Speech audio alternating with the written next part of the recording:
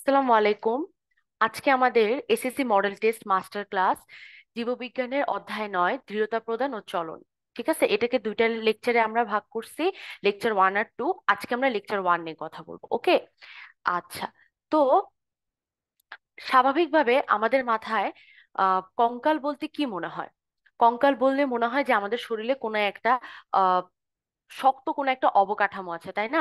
যেমন একটু চিন্তা করো, যেমন হচ্ছে ধরো যদি একটু যদি আমরা আশেপাশের দিকে তাকাই, তো মাইক্রোস্কোপের নিচে দেখলে আমরা দেখবো যে কি ছোট ছোট অণুজীব আছে। হ্যাঁ, মাইক্রোস্কোপে যদি আমরা কখনো তাকাই তখন দেখবো কি যে মানে স্লাইডে দেখবো যে ছোট ছোট অণুজীব আছে। তো এরকম আস্তে আস্তে ছোট ছোট অণুজীব থেকে কিছু বড় প্রাণী, হ্যাঁ, কিছু বড় বড় উদ্ভিদ আসে। ঠিক আছে। তো প্রাণীর মধ্যে আস্তে আস্তে কি হয়, একটা অবকাঠামো হওয়া তৈরি করে। কোথা থেকে তৈরি করে, আমরা যখন বড় হব তখন দেখবো যে বা এই যে পুরা সমগ্র যেই প্রাণী এবং উদ্ভিদ আছে, মানে জীব জগৎ আছে, এগুলোকে অনেক ভাগে ভাগ করা যায়। ঠিক আছে। তো আস্তে আস্তে দেখা যায় যে যাদের মধ্যে কোনো প্রকার অবকাঠামো নাই, তারপরে একটু একটু অবকাঠামোর সূচনা হয়। এভাবে আস্তে আস্তে আস্তে আস্তে মানুষ পর্যন্ত আসে। ঠিক আছে। যেমন চিন্তা করো, ব্যাঙের কথা চিন্তা করো। ব্যাঙ কি অনেক দেখে মনে হয় না যে নরম হবে, সফট হবে? তো তাদের কি, তাদের যে অবকাঠামোটা আছে সেটা খুবই পাতলা। ঠিক আছে। এরপরে সাপের কথা চিন্তা করো। ঠিক আছে, সাপের মধ্যে কি কোনো হাড় নাই। তো এরকম করে আস্তে আস্তে দেখা যায় কি গরু, ছাগল এদের মধ্যে আস্তে আস্তে শক্ত হাড়ের প্রচলন শুরু হয়। এরপরে মানুষেরটা যে পর্যায়ে আসে, সেখানে আমরা কি দেখতে পাই, বড় দেখো, এই যে এখানে যদি আমরা মানব কঙ্কালটা সম্পূর্ণ দেখি, দেখো এখানে কি আছে, বড় একটা হাতের হাড় আছে, তাই না? এই যে বড় একটা পায়ের হাড় আছে। তো এরকম হাড়ের সূচনা হয়। ঠিক আছে। তো জিনিসটা আমি জাস্ট বুঝাতে চাচ্ছি যে আস্তে আস্তে ছোট ছোট প্রাণী থেকে কিভাবে বড় প্রাণীর মধ্যে এই এটা একটা উন্নত বৈশিষ্ট্যের লক্ষণ যে যার একটা সুগঠিত কঙ্কাল থাকবে সে তত উন্নত প্রাণী। তো মানুষ উন্নত প্রাণী, এটাতে কোনো সন্দেহ নাই। এখন আমরা দেখি যে মানব কঙ্কালটা কিভাবে গঠিত হয়। ঠিক আছে। ওকে, দেখো উপরের পার্টটাকে আমরা কি বলতেছি, দেখো আমাদের পুরা মাথার পার্ট, হেড পার্ট, এটাকে আমরা কি বলতেছি, দেখো করোটি। খেয়াল করো, করোটি। যখনই করোটির একটা অংশের নাম বলবো, সেটা কি, সেটা শুধুমাত্র আমাদের মাথা, মানে যেইটুকু পার্টে আমাদের ব্রেইনটা থাকে। ঠিক আছে। যেইটুকু পার্টে আমাদের ব্রেইনটা থাকে, আমরা যখন মানে দেখবো আর কি, একটু কঙ্কাল যদি দেখি কখনো, তখন দেখবো কি যেরকম এই জায়গায় একটু ভাঙা থাকে, এই জায়গায় এরকম ভাঙা থাকে। ঠিক আছে, এরকম ভাঙা থাকে। তারপরে মাঝখানে এরকম ভাঙা থাকে। ঠিক আছে, তারপরে এই যে এরকম ভাঙা থাকে। তো যখন হচ্ছে আমরা মানে কঙ্কাল বড় হয়ে দেখবো, বা মাথার খুলি দেখবো, যদি মাথার খুলি কখনো তোমরা নেটে সার্চ দাও, তখন দেখবে কি যে মাঝখানে ভাগ আছে, ভাগ আছে। তো এরকম এখানে এরকম ভাগ হয়ে যায়। ঠিক আছে। তো এই যে উপরের পার্ট, মানে বলা যায় এই যে এই পার্টটুকু, ঠিক আছে, এই পার্টটুকু, এই পার্টটুকুকে আমরা পুরাটা কি বলতেছি, এই পুরা পার্টটুকুকে আমরা বলতেছি করটিকা। জিনিসটা এখন বলবা যে আপু কেমনে মনে রাখবো কোনটা করটি কোনটা করটিকা? সবসময় মনে রাখবা যেটাতে কা যোগ হয় সেটা ছোট বুঝায়। যেমন নাটক, আর তার ছোট ভার্সন কি নাটিকা, তাই না? তো এরকম এই কা জিনিসটা অ্যাড করলে কি হয়, ছোট হয়ে যায়। ঠিক আছে। তো করটি মানে পুরা অংশটা, পুরা মুখ জুড়ে যে আমাদের কঙ্কালগুলো যা আছে বা কঙ্কাল তন্ত্র যা আছে, এটা হচ্ছে করটি। আর এটার ছোট পার্ট হচ্ছে করটিকা। আচ্ছা, এখন হচ্ছে জিনিসটা যেটা, সেটা হচ্ছে এখানে সবগুলোই হচ্ছে ল্যাটিন আহ নামকরণ দিয়ে করা হয়। ঠিক আছে। তো ওনারা আবিষ্কার করে, তো ওনারাই হচ্ছে নামকরণ করে। এই কারণে অনেক মিনিং আছে যেটা হচ্ছে আমাদের জন্য বোধগম্য হবে না। তো জাস্ট আমরা একটু মনে রাখার ট্রাই করবো। ঠিক আছে। দেখো এই আমাদের ঠোঁটের উপরে যে পার্ট আছে, এই পার্টটা মানে যে জায়গায় চিক, গাল থাকে আমাদের। ঠিক আছে। জাস্ট মনে রাখো যে গাল থাকে যে অংশে, সেটাকে আমরা কি বলতেছি, ম্যাক্সিলা। আর যেখানে আমাদের চোয়াল থাকে যে অংশে, সেটাকে আমরা কি বলতেছি, ম্যান্ডিবল। একটা হচ্ছে ম্যাক্সিলা, এটা হচ্ছে ম্যান্ডিবল। এই উপরের পার্টটুকু ম্যাক্সিলা, এই ঠোঁটের উপরের পার্টটুকু, যে উপরের পাটি দাঁত সহ যে পার্টটুকু, মানে আমাদের গাল যেখানে আছে এটুকু পার্টকে আমরা বলতেছি ম্যাক্সিলা। আর নিচে যে চোয়াল বড় অংশটা আছে, এই পুরা পুরা বোনটাকে, এখান থেকে শুরু করে পুরা বোনটাকে আমরা বলতেছি ম্যান্ডিবল। ওকে। আচ্ছা। এই পার্টটাই একটু মানে আমাদের ছোটবেলায় একটু কনফিউশন হয়, এরপরে সবগুলো জাস্ট একটার পর একটা সাজানো। দেখো এই যে হাড্ডিটা দেখতেছো, আমাদের যে কলার বোন, এই কলার বোনটাকে আমরা কি বলি? কলার বোনটাকে আমরা বলি ক্ল্যাভিকল। ক্ল্যাভিকল, ঠিক আছে। ক্ল্যাভিকল মানে হচ্ছে, মেয়েদের ক্ষেত্রে বলে বিউটি বোন, ছেলেদের ক্ষেত্রে বলে কলার বোন, মানে যেখানে কলারটা রেস্ট করে, ঠিক আছে। এই জায়গায় যদি আমরা হাত দেই তাহলে শক্ত দুইটা বোন পাবো, এটাকে আমরা বলতেছি ক্ল্যাভিকল। তারপরে নিচের যে হাত, এই হাতে দেখো আমাদের বড়, মানে যে হাড্ডিটা অনেক বড়, মানে যেখানে আমাদের হাড়টার তো দুইটা পার্ট, একটা কি কাছে, বডি থেকে কাছে, আর একটা বডি থেকে একটু দূরে। তো এই যে উপরের হাড্ডিটা, এই উপরের লম্বা হাড্ডিটাকে আমরা বলতেছি হিউমেরাস, ঠিক আছে। এই লম্বা হাড্ডিকে আমরা বলি হিউমেরাস। নিচে খেয়াল করে দেখবা, নিচে সব সময় মনে রাখবা ভিতরের দিকে আলনা থাকে, ঠিক আছে। তো জিনিসটা হচ্ছে যে আমাদের তোমাদের এখন একটু কনফিউশন হবে যে আপু ভিতর কি এই সাইডে না এই সাইডে? ভিতর সব সময় হবে, মানে কি বলবো যে, একটু দেখায় যদি তোমাদেরকে,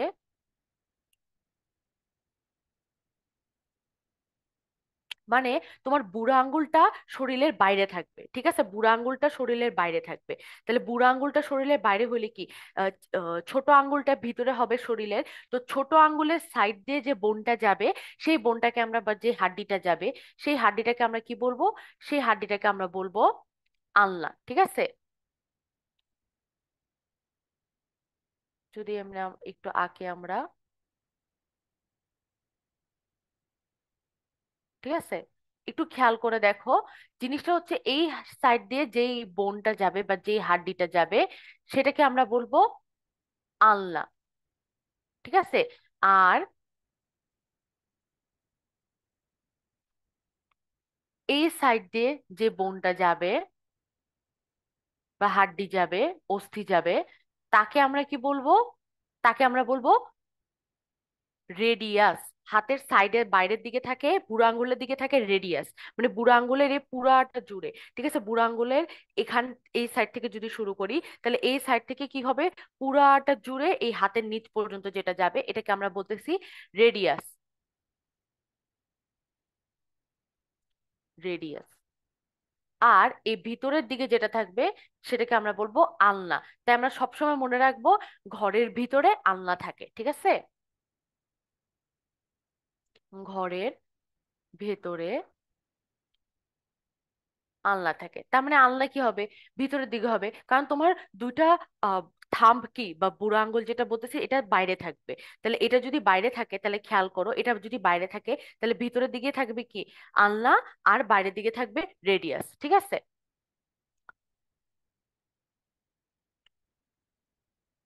আচ্ছা দেখো, ওকে, তাহলে আমরা পরেরটাতে আসি। একটু ক্লিন করে লিখি। দেখো, তাইলে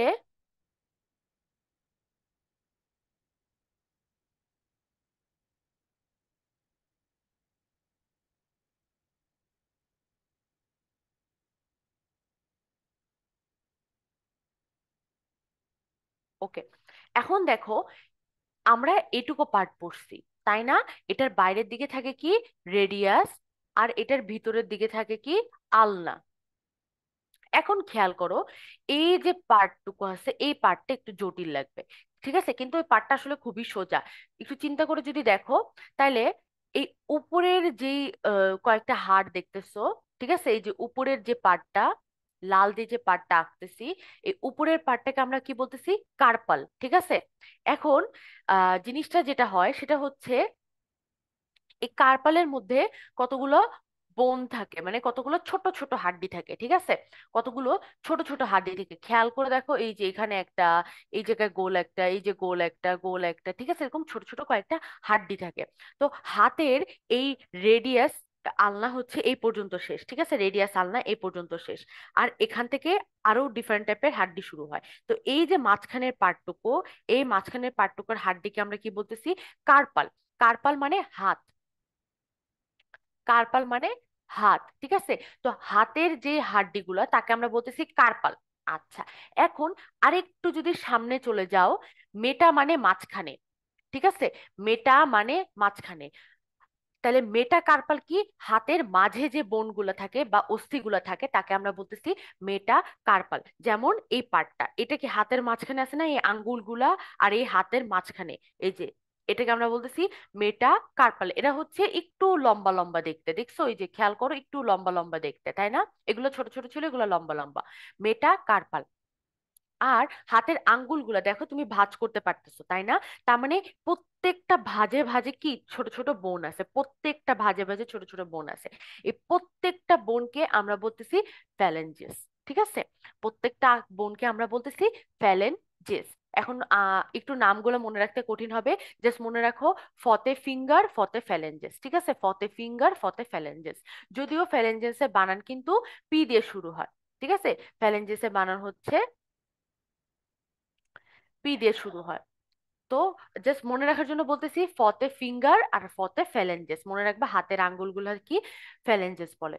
আচ্ছা, তাহলে এখন জিনিসটা হচ্ছে হাত বুঝে গেলে পাও সেম, আর কিছু না। ঠিক আছে, পা একদম হাতের মতো, কোনো ডিফারেন্স নাই, খালি নামগুলো আলাদা। দেখো, পায়ের যে লম্বা হাড্ডি, আমরা হাতে বললাম হিউমেরাস, পায়ে বলবো ফিমার।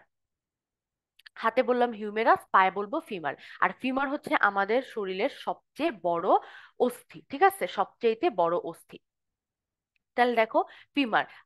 এরপরে আমরা আসি, এই জায়গায় একটা জিনিস একটু এক্সেপশনাল হয়, সেটা হচ্ছে এখানে একটা নতুন বোন বা হাড্ডি এসে যুক্ত হয়, নতুন একটা অস্থি যুক্ত হয়। তার নাম কি? তার নাম হচ্ছে প্যাটেলা, যেটাকে আমরা নর্মালি বলি হাঁটুর বাটি। ঠিক আছে, দেখা যাবে যে আমাদের পাটা যদি আমরা ধরি এরকম করে,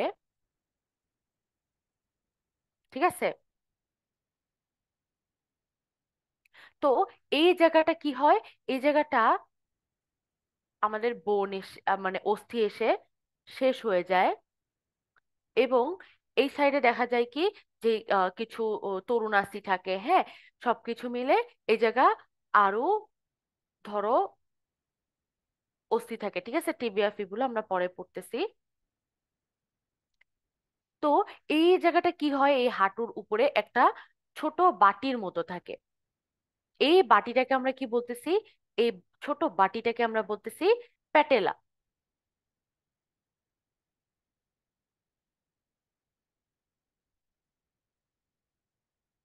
এটাকে আমরা বলতেছি প্যাটেলা। ঠিক আছে, এটা হাঁটুর উপরে যে বাটিটুকু দেখে মনে হয় যে যেটা নড়াচড়া করে, ওই পার্টটাকে আমরা বলতেছি প্যাটেলা। আচ্ছা, এখন খেয়াল করো, পা যদি আমরা একটু আহ মানে বাইরের দিকে দেই, ঠিক আছে, দেখো এই সাইডে কি আসতেছে, আমাদের থাম্ব আসতেছে বা বুড়ো আঙ্গুল, আর এই সাইডে আমাদের ছোট আঙ্গুল যাচ্ছে, তাই না?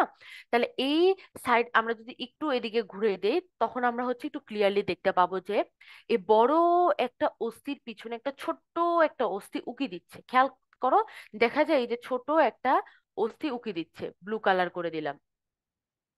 ঠিক আছে, এই যে ছোট একটা অস্থি উকি দিচ্ছে, এটাকে আমরা কি বলতেছি? ফিবুলা। ঠিক আছে, এটাকে আমরা বলতেছি ফিবুলা। তাইলে জিনিসটা দেখা যায় যে, তাহলে এখানে কি দুইটা বোন থাকে, একটা টিবিয়া, একটা ফিবুলা। আর আমরা সব সময় মনে রাখবো ঘরের ভিতরে টিবি থাকে, তাই না? তার মানে ঘরের ভিতরে কি থাকে? ঘরের ভিতরে আলনা আর টিভি থাকে।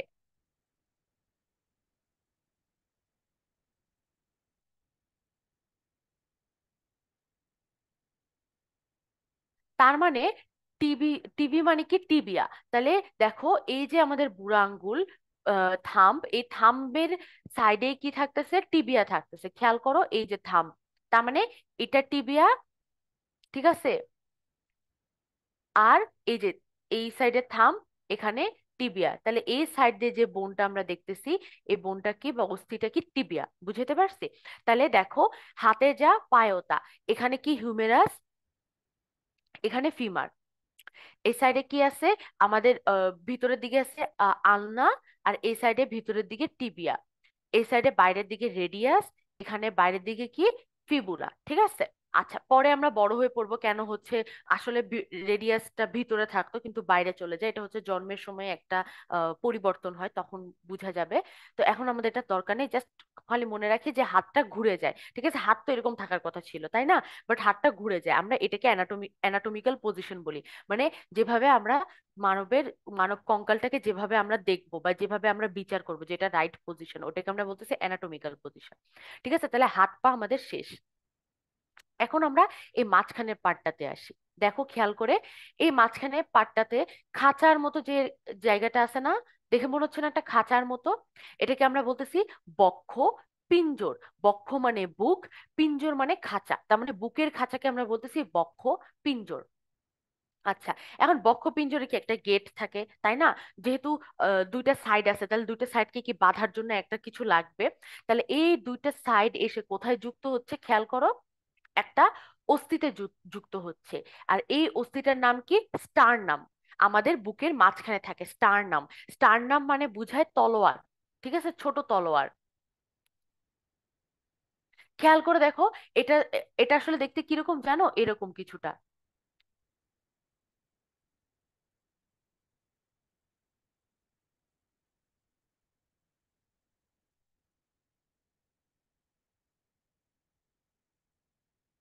ঠিক আছে, কিছুটা এরকম দেখতে, মানে যেটা আসল স্টারনাম আর কি। তো এখানে কতগুলা ভাগ ভাগ থাকে। তো এইটা দেখতে কিছুটা কি তলোয়ারের মতো লাগে না? মনে হয় না যে এটা হাতল, উপরেরটা হ্যান্ডেল আর নিচেরটা তলোয়ারের যেই সোর্ডের যেই মাথাটা? তো এইটাকে এই জন্য বলা হয় স্টারনাম। স্টারনাম মানে তলোয়ার। আচ্ছা, আর এই পার্টটাকে কি বলে? এই পার্টগুলো যারা আসছে এগুলোকে বলে পরশুকা। পরশুকার একটা সুন্দর ইংলিশ হচ্ছে রিবস। ঠিক আছে, রিবস। তো রিবসকে আমরা বাংলায় বলি পরশুকা। আচ্ছা, তাহলে দেখো, এখন এটাকে যদি স্টার নাম বলি, এটা হয় আমাদের কি পরশুকা। পরশুকা গুলা যুক্ত হয়ে কোথায় যুক্ত হয়েছে? স্টার নামে যুক্ত হয়েছে।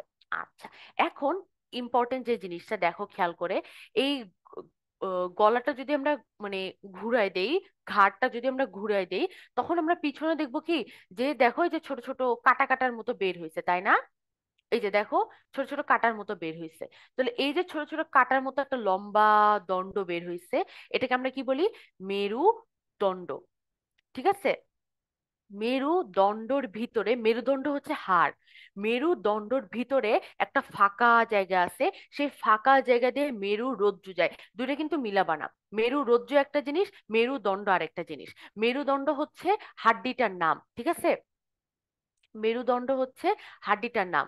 এরকম একটা হাড্ডি থাকে, ঠিক আছে, যেটাকে আমরা বলতেছি মেরুদণ্ড।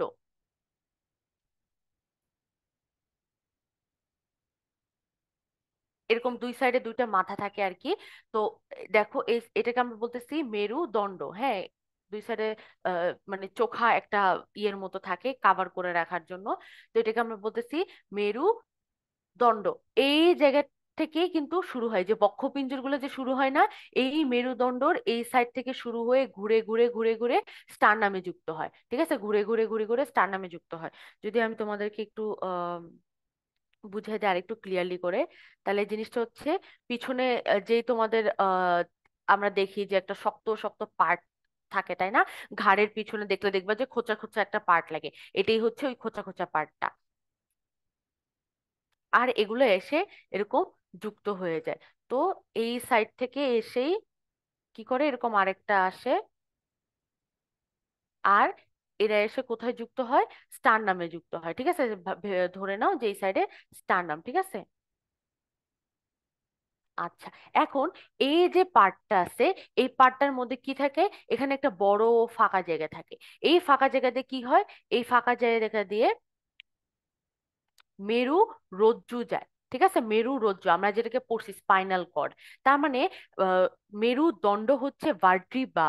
ভার্টিব্রার মধ্যে দিয়ে যেই লম্বা একটা নরম একটা জিনিস যায়, সেটাকে আমরা বলতেছি স্পাইনাল কর্ড। আই হোপ তোমরা একটু বুঝতে পারছো। ঠিক আছে, দুইটা কিন্তু সেম জিনিস না, মেরু রজ্জু একটা জিনিস, মেরুদণ্ড আর একটা জিনিস। তাহলে এই একটা বোন আরেকটা বোনের সাথে কি করে দেখো, মাঝখানে যে কালো কালো জয়েন্ট আছে না, এই কালো কালো জায়গা দিয়ে কি করে একটা বোন আরেকটা বোনের উপরে সাজানো থাকে। ধরো এটা একটা মেরুদণ্ড, মানে একটা মেরুদণ্ডের পার্ট, ঠিক আছে, একটা ভার্টিব্রা। এটা আরেকটা মেরুদণ্ডের পার্ট, এটা আরেকটা মেরুদণ্ডের পার্ট। তো এই পার্ট দুইটার মাঝখানে কি থাকে, একটা ডিস্ক থাকে। এটাকে আমরা বলি ইন্টার। ইন্টার মানে দুইটার মাঝখানে ভার্টিব্রাল। যেহেতু এটা একটা ভার্টিব্রা, এটা একটা ভার্টিব্রা, তাহলে ইন্টার ভার্টিব্রাল ডিস্ক। ঠিক আছে, এই কথাটাই বলা হয় যে ইন্টার ভার্টিব্রাল ডিস্ক। এখন দেখো এটার মাঝখানে কি করে এরকম কালো কালো করে 33টা হাড্ডি থাকে শুরুর দিকে। পরে 33টা হাড্ডি কি করে, 33টা হাড্ডি জয়েন হয়ে যায়। জয়েন হয়ে 26টা করে, হ্যাঁ, তখন মানে পরে আর কি দেখা যায় যে একসাথে জোড়া লেগে যায়। তখন বড় হতে হতে মানে আর কি এটাকে বলে আমরা ফিউশন বলি, ফিউশন হয়ে যায়, মানে মিলে যায়। তো এটা হচ্ছে আমাদের বক্ষপিঞ্জর গেল, স্টার্নাম গেল, পিছনের মেরুদণ্ড গেল। ঠিক আছে, এখন আমরা এই কোমরের পার্টটাতে আসি। আচ্ছা, একটু চিন্তা করো তো কোমরের পার্টটা আর কোন পার্টের সাথে মিলে শরীরের। আমাদের কয়েকটা জায়গাকে যুক্ত করছে। কোমর কি করছে দেখো তো, কোমরের পার্টটুকু আমাদের মেরুদণ্ড, উপরে যে মেরুদণ্ডের পার্টটা এবং নিচে যে ফিমারের পার্টটা, তাকে কি যুক্ত করছে না? খেয়াল করে দেখো, তাদের মধ্যে একটা সংযুক্তি না? এই জায়গাটা এখানে এসেও যুক্ত হয়েছে, এই জায়গাটা কি ফিমার এসে যুক্ত হয়েছে, এখানে আরেকটা ফিমার এসে যুক্ত হয়েছে, তারা আবার নিজেদের মধ্যে যুক্ত হয়েছে। তো এইটাকে আমরা বলি গার্ডেল। গার্ডেল মানে কি, সংযুক্ত স্থান। ঠিক আছে, গার্ডেল মানে সংযুক্ত স্থান। কাঁধের গার্ডেলটাকে বলে শোল্ডার গার্ডেল বা কাঁধের গার্ডেল। আর এই কোমরের গার্ডেলটাকে কি বলে, পেলভিক গার্ডেল। পেলভিক মানে কি, এই যে এই জায়গাটা যে পুরো দেখতেছো না, এই যে এটাকে আমরা বলতেছি পেলভিক গার্ডেল। এই যে এই হাড্ডিটা থেকে শুরু করে এই পুরা পুরা পার্টটা, ঠিক আছে, এই পুরা পার্টটা, এই পুরা পার্টটাকে আমরা কি বলতেছি, পেলভিক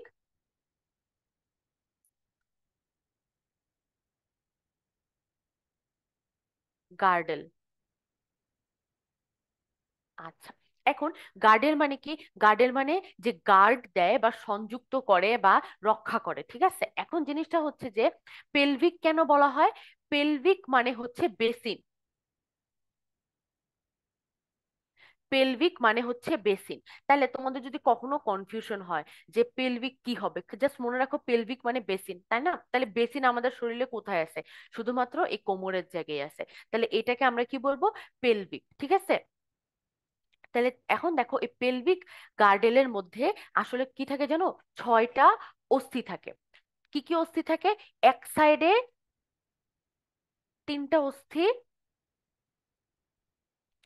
আরেক সাইডে 3টা অস্থি। যদি একটু তোমাদেরকে দেখাই, কালো দিয়ে দেখাই, দেখো এই কালো যে ভাগ করতেছি, এই এক সাইডে একটা অস্থি আর এই আরেক সাইডে 3টা অস্থি। তাহলে এই এই উপরের যে অস্থি, এই যে মাঝখানের অস্থি আর সামনের অস্থি, জিনিসটা হচ্ছে যে আমাদের বইয়ে একভাবে লিখছে কিন্তু আসলে জিনিসটা একটু ডিফারেন্ট। ঠিক আছে, তোমাদেরকে আমি ফার্স্টে রাইটটা পড়াবো, তারপর আমাদের বইয়ে যেটা আছে আমরা ওইটাই ফলো করব। ওকে, দেখো, উম, একটু দেখাই তোমাদেরকে, দেখো জিনিসটা। এই উপরের পার্ট যেটা আছে, উপরের পার্টটাকে আসলে আমরা বলি ইলিয়াম। আসলে আমরা বলি ইলিয়াম। ঠিক আছে, আচ্ছা, এই পিছনে হচ্ছে আমাদের স্যাক্রাম থাকে, মানে যেখান থেকে আসলে অন্যান্য প্রাণীদের লেজ বের হয়। ঠিক আছে, স্যাক্রাম থাকে, তো ওটা বাদ, ওটা এখানে নাই। দেখো এই যে সামনে যে চোখ দেখতেছো না, স্পাইডারম্যানের মতো যে চোখের পার্টটা, এটাকে আসলে আমরা বলি পিউবিস।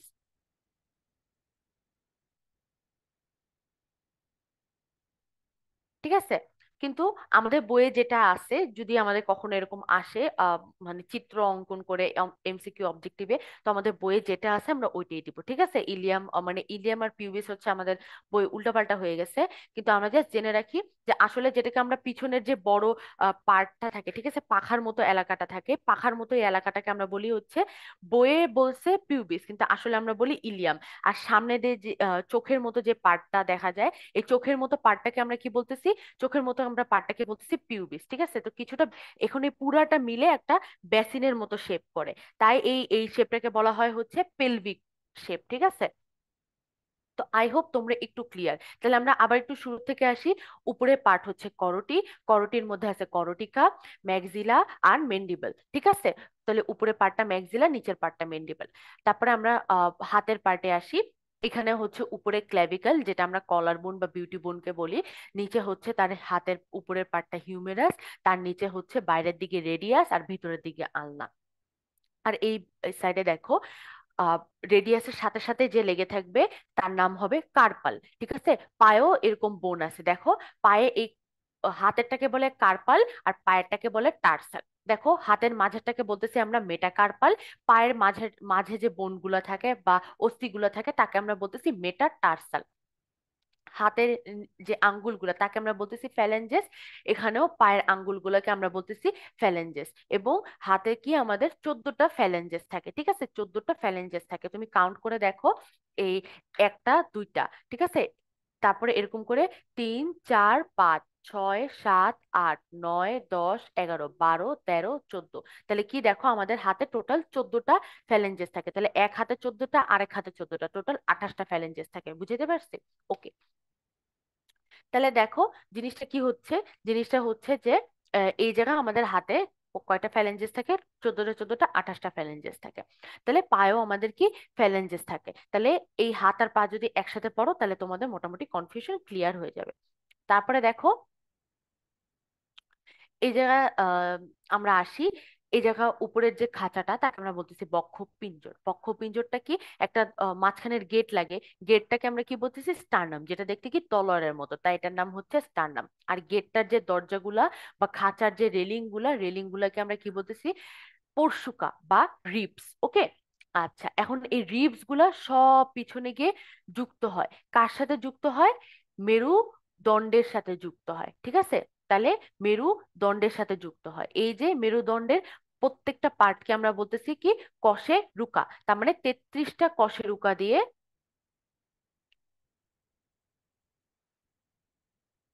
মেরুদণ্ড তৈরি হয়। আর একটা কশেরুকা আর একটা কশেরুকার সাথে কিভাবে থাকে?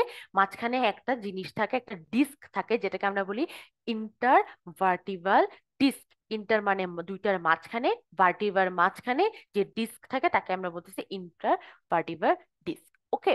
আচ্ছা, তারপরে দেখো, এটা আমাদের বক্ষপিঞ্জর গেল। এভাবে করে আমাদের 33টা মেরুদণ্ড হয়ে নিচে কি হবে? স্যাক্রাম পর্যন্ত যাবে, ঠিক আছে? এরপরে কক্সিক্স যাবে। তো এই যে স্যাক্রাম এবং নিচে কক্সিস, তো এই জায়গায় কি দেখা যায়? যে স্যাক্রামের সাথে পিছনে যদি আমরা ঘুরায় দেখি তখন দেখবো যে স্যাক্রামের সাথে আমাদের যে পেলভিক গার্ডেলটা সেটা যুক্ত থাকে। পেলভিক গার্ডেলে হচ্ছে 3টা বোন থাকে, এক সাইডে 3টা আর এক সাইডে 3টা। তাহলে টোটাল পেলভিক গার্ডে 3 জোড়া অস্থি থাকে। দেখো, 3 জোড়া অস্থি থাকে। তাহলে এটাকে আমরা বলতেছি পেলভিক গার্ডেল। তার মধ্যে কি কি আছে? ইলিয়াম, আরেকটা বোন থাকে ইসচিয়াম, এটা আমাদের এখন দরকার নাই, আর পিউবিস। ইলিয়ামটাকে আমরা বইয়ের ভাষায় বলতেছি সামনে, আর বইয়ের ভাষায় বলতেছি পিছনে পিউবিস। কিন্তু আসলে সত্যি যেটা থাকে সেটা হচ্ছে এই উপরের পার্টটা ইলিয়াম থাকে, মাঝখানে যে পার্টটা সেটা হচ্ছে ইসচিয়াম থাকে, ইস্টিয়াম থাকে, আর সামনের পার্টটা পিউবিস থাকে। কিন্তু এখন আমাদের যেটা বইয়ে আছে আমরা ওটাই দিব, ঠিক আছে, এমসিকিউর জন্য। ওকে। তাহলে দেখো, এখন আমরা আসি যে আমরা হচ্ছে ভিতরের কঙ্কালটুকু পড়ছি, তাই না? তো যদি আমরা জেনারেলি ভাগ করি, মানে জেনারেলাইজড ওয়েতে, যে সাধারণভাবে কতভাবে ভাগ করা যায়, তাহলে হচ্ছে 2 ভাগে ভাগ করা যায়। দেখো, একটা বহিঃকঙ্কাল আর একটা অন্তঃকঙ্কাল।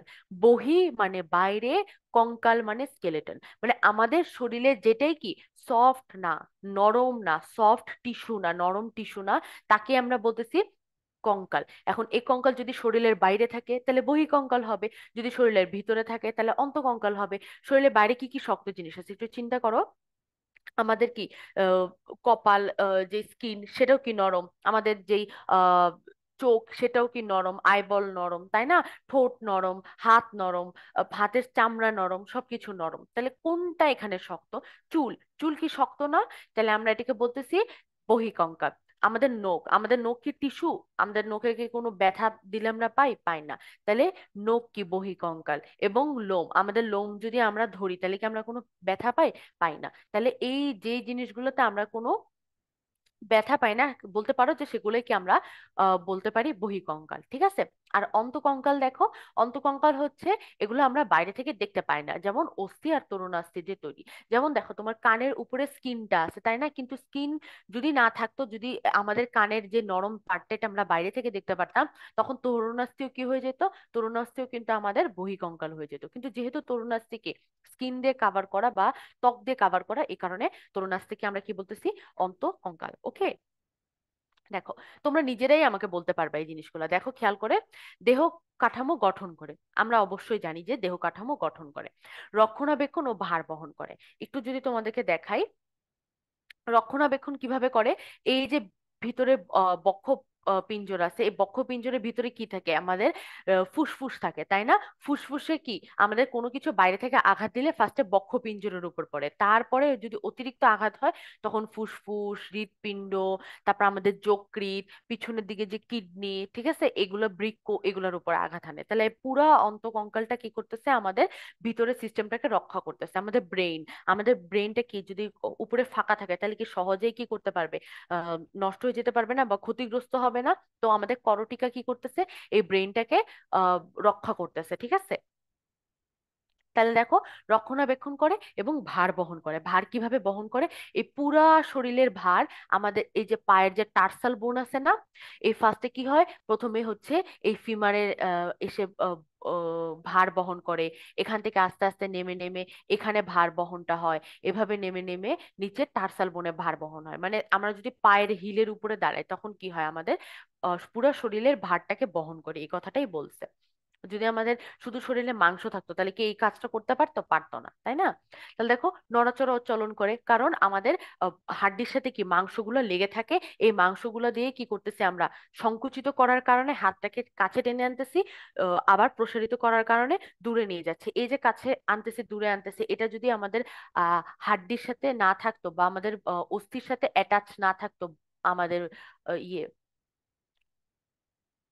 মাসেল, বা আমরা বলতে পারি যে আমাদের যেই মাংসপেশি, তো তখন কি হইতো, তখন আমরা এগুলোকে কাজে লাগাতে পারতাম না তাই না। তাহলে দেখো এই যে যখন সংকুচিত হচ্ছে তখন কি হচ্ছে, সে কাছে চলে আসতেছে তাই না। আবার যখন প্রসারিত হচ্ছে, যখন সংকুচিত হচ্ছে তখন হাত উপরে উঠে যাচ্ছে, যখন আবার প্রসারিত হচ্ছে তখন হাত কি করতেছে, নিচে নেমে আসতেছে, ঠিক আছে। তাহলে এই যে সংকোচন প্রসারণের কারণে নড়াচড়া করতেছি, এটা কিসের কারণে সম্ভব হচ্ছে, অস্থির কারণে সম্ভব হচ্ছে। লোহিত কণিকা উৎপাদন, এই জিনিসটা একটু মজার একটা জিনিস। আমাদের যে অস্থি আছে, অস্থির উপরে একটা নরম সফট পার্ট আছে, এই পার্টটাকে আমরা বলি স্পঞ্জি বোন, ঠিক আছে, স্পঞ্জি অস্থি। এখন এই স্পঞ্জি অস্থিতে কি হয়, লোহিত রক্তকণিকার যেই কোষগুলো আছে, লোহিত রক্তকণিকার কোষ তারা থাকে, ঠিক আছে, লোহিত রক্তকণিকার কোষ থাকে।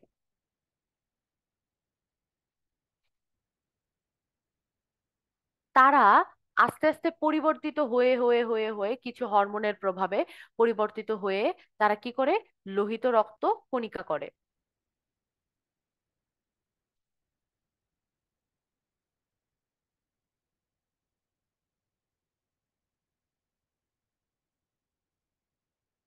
তো এই অস্থিমজ্জার ভিতরে লোহিত রক্ত কণিকা তৈরি হয়ে কি করে, এই স্পঞ্জি বোন দিয়ে বের হয়ে আসে, ঠিক আছে। স্পঞ্জি ছোট ছোট, দেখবা যে মুরগির হাড্ডি দেখার সময় আমরা দেখি না যে ছোট ছোট কি ফুটা ফুটা ফুটা ফুটা থাকে, তো ওইটাকে আমরা বলতেছি স্পঞ্জি, ঠিক আছে। এই স্পঞ্জি বোন দিয়ে কি করে, লোহিত রক্ত কণিকা বের হয়ে আসে। তো এই যে বের হয়ে আসে, তারা বের হয়ে কোথায় চলে যায়, রক্ত স্রোতে চলে যায়। রক্ত স্রোতে লোহিত কণিকা চলে গেলে তারপর কি করে, অক্সিজেন নেয় এবং লোহিত কণিকার অন্যান্য কাজ করে। তার মানে চিন্তা করো, কারো যদি কোনো হাড্ডিতে কোনো প্রকার সমস্যা হয়, তার মানে কি তার লোহিত কণিকা উৎপাদনেও সমস্যা হবে তাই না। এ কারণে কি করে, যে রক্তের কোনো রোগ হলে বোন ম্যারো ট্রান্সপ্ল্যান্ট করে তাই না, বোন ম্যারো চেঞ্জ করে, মানে অস্থি মজ্জা চেঞ্জ করে, কারণ রক্তকণিকা তৈরি হয় অস্থি মজ্জাতে। তারপরে দেখো খনিজ লবণ সঞ্চয়, খনিজ লবণ সঞ্চয় কি, যেমন ক্যালসিয়াম খুবই ইম্পর্টেন্ট, আমাদের হাড় গঠনে সহায়তা করে। তারপরে কিছু পরিমাণে, অল্প পরিমাণে ম্যাগনেসিয়াম জমা হয়, অল্প পরিমাণে সোডিয়াম থাকে, পটাশিয়াম থাকে, অনেক পরিমাণে পটাশিয়াম থাকে। তাহলে এই ক্যালসিয়াম, পটাশিয়াম, তারপরে ম্যাগনেসিয়াম, সোডিয়াম, এই যে খনিজ লবণগুলো সঞ্চয় হয়, যখন আমাদের রক্তে খনিজ লবণের পরিমাণ কমে যায়, তখন এই অস্থি থেকে কি করে কিছু খনিজ লবণ বের হয়ে আমাদের রক্তে ভারসাম্য করে, যেন আমরা কি মাথা ঘুরে পড়ে না যায়, কারণ আমাদের খনিজ লবণগুলা আমাদের ব্লাড প্রেশার মেনটেন করতে সাহায্য করে। তাহলে অনেক গুরুত্বপূর্ণ ভূমিকা পালন করে, তাই না? আচ্ছা দেখো, এটাকে আমরা বলতেছি অস্থি। এই যে এই বড়টা দেখতেছো না, বড় মাথা, এটা হচ্ছে ফিমার। ঠিক আছে, এটা হচ্ছে ফিমার। এই যে দেখতেছো, এই হাড্ডিটা হচ্ছে হিউমেরাস। এই যে হাড্ডিটা দেখতেছো চিকন হাড্ডি, এটা হচ্ছে রেডিয়াস। এটা হলো টিবিয়া। ঠিক আছে, তোমরা যখন বড় হয়ে যাবে তখন দেখবা তোমরা এরকম চিনবে, এটা হচ্ছে কশেরুকা। এটা হচ্ছে এই যে চিকন হাড্ডিটা যে গেছে, তাই না, পিছন দিয়ে গেছে, দেখো, এটা হচ্ছে পরশুকা। আচ্ছা, তারপরে দেখো এই যে আমাদের আহ, এটা হলো ফ্যালেঞ্জেস। ঠিক আছে, এটা হচ্ছে পায়ের হাড্ডি যেহেতু, তাই এটা হচ্ছে টার্সাল, সরি মেটাটার্সাল। আর এই যে উপরের যে হাড্ডিগুলো আছে এখানে অনেক সুন্দর করে দেখা যায়, ঠিক আছে, এটা নষ্ট করব না। এটা দেখ, এখানে অনেক বোনস গুলো খুবই সুন্দর করে দেখা যায়, দেখবা কতগুলা হাড্ডি যুক্ত আছে, এটা হচ্ছে টার্সাল পায়ের।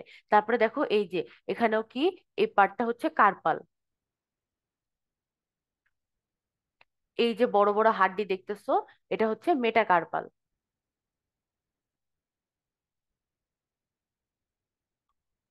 আর এই যে উপরের হাড্ডি দেখতেছো, এগুলো হচ্ছে ফ্যালেঞ্জেস।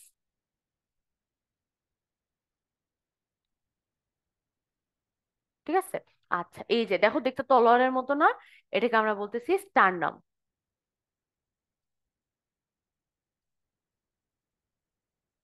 আচ্ছা, তাহলে দেখো এটাও এক ধরনের কশেরুকা। হ্যাঁ, এটাও কশেরুকা। এটা হচ্ছে এইখানে যেটা মোটা থাকে এটা লাম্বার কশেরুকা। আর এটা হচ্ছে থোরাসিক। থোরাসিক মানে আমাদের বুকের সাইডে যে কশেরুকা, মানে বুকের পিছনের দিকে যে কশেরুকা গুলো, ওটা হচ্ছে থোরাসিক। আর যেটা হচ্ছে আমাদের কোমরের দিকে কশেরুকা, সেগুলোকে আমরা বলি লাম্বার। ঠিক আছে, এগুলো একটু মোটা হয় কারণ কোমরের দিকে আমাদের ভারটা বেশি থাকে। আচ্ছা, তাহলে দেখো এখানে খুবই সুন্দর একটা ছবি আছে। এই দুটা অস্থি, তার দুটার মাঝখানে কি এই অস্থিটাকে কাভার করছে, প্রোটেকশন দিচ্ছে, দেখো কাভার করে রাখছে কে, তরুণ অস্থি, যাতে একটার সাথে আরেকটার ঘর্ষণ না হয়। ঘর্ষণ হলে কি হবে, ক্ষয় হয়ে যাবে, তখনই কি হয়, তখনই ব্যথা হয়। এই কারণে দেখবা আর্থ্রাইটিস যেসব রোগীরা থাকে, তাদের ক্ষেত্রে কি হয়, একটা বোনের জয়েন্টের সাথে আরেকটা বোনের যে তরুণ অস্থি থাকে, এটা হচ্ছে কিছু জীবাণুর কারণে ক্ষয় হয়ে যায়। ক্ষয় হয়ে যাওয়ার কারণে তখন একটা বোনের সাথে কি আরেকটা অস্থির কি সংঘর্ষ হয়, তখন হচ্ছে ব্যথা হয়, পেইন হয়। ঠিক আছে, দেখো এখন আমরা পড়বো অস্থি সন্ধি। এই পর্যন্ত আমার আমার মনে হয় যে কোনো প্রকার কনফিউশন থাকার কথা না, আমি ক্লিয়ার করে দেওয়ার চেষ্টা করছি। তাহলে আমরা একটু পরের পার্টে যাই, সেটা হচ্ছে অস্থি সন্ধি। এই জায়গাটা খুবই গুরুত্বপূর্ণ আমাদের পরীক্ষার জন্য। দেখো, যেই জায়গাগুলোতে আমরা নাড়াতে পারি, সব জায়গা, এই জায়গা, আমাদের মুখ, ঠিক আছে, এখানে, তারপরে আমাদের ভিতরে, মানে সব জায়গায় কি আছে, বোনস গুলো জোড়া দিছে, তাই না, যোগ হইছে, যোগ হইছে। তাহলে এই যে হাড্ডি গুলো যুক্ত হইছে, এই হাড্ডি বা অস্থি যুক্ত হওয়ার নামে কি, অস্থি সন্ধি, মানে অস্থির সংযোজন। ঠিক আছে, অস্থি সন্ধি। এখন অস্থি সন্ধির মধ্যে অনেক টাইপের সন্ধি আছে, ঠিক আছে। আমরা যখন পড়বো তখন আমরা দেখবো যে কিছু সন্ধি আছে যেগুলো নাড়ানো যায় না। যেমন আমাদের মাথার এখানেও কি সন্ধি আছে, ঠিক আছে, আমাদের মাথার মাঝখানে কি সন্ধি আছে, মানে অস্থিগুলো যুক্ত হয়েছে, এগুলো কিন্তু নাড়ানো যায় না। আর কিছু সন্ধি আছে নাড়ানো যায়। যেই সন্ধিগুলোকে কি করা যায়, নাড়ানো যায় বা মুভ করা যায়, তাকে আমরা বলতেছি সাইনোভিয়াল অস্থি সন্ধি। ঠিক আছে, সাইনোভিয়াল অস্থিসন্ধি। এটার আরেকটা বিশেষ বৈশিষ্ট্য কি, এদের মধ্যে সাইনোভিয়াল গহ্বর থাকে। গহ্বর মানে ক্যাভিটি বা ফাঁকা জায়গা। এই গহ্বরের মধ্যে কি থাকে, সাইনোভিয়াল ফ্লুইড থাকে। ঠিক আছে, এই গহ্বরের মধ্যে কি থাকে, সাইনোভিয়াল ফ্লুইড থাকে।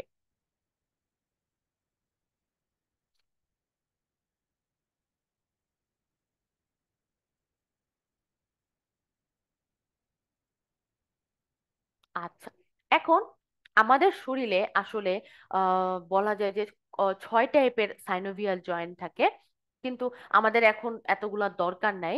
জাস্ট আমি একটু কয়েকটা বলে দেই। কয়েকটা টাইপের জয়েন্ট থাকে। তো একটু বলে দিলে হয় যে প্রথমে হচ্ছে ball and socket joint. Ball ও সকেট, এটাকে আমাদের বইয়ে লিখছে বল ও কোটর সন্ধি। ঠিক আছে। তারপরে আরেকটা আছে যে, যেটাকে আমরা বলি হিঞ্জ জয়েন্ট। এটাকে বাংলায় বলে কি কবজা সন্ধি।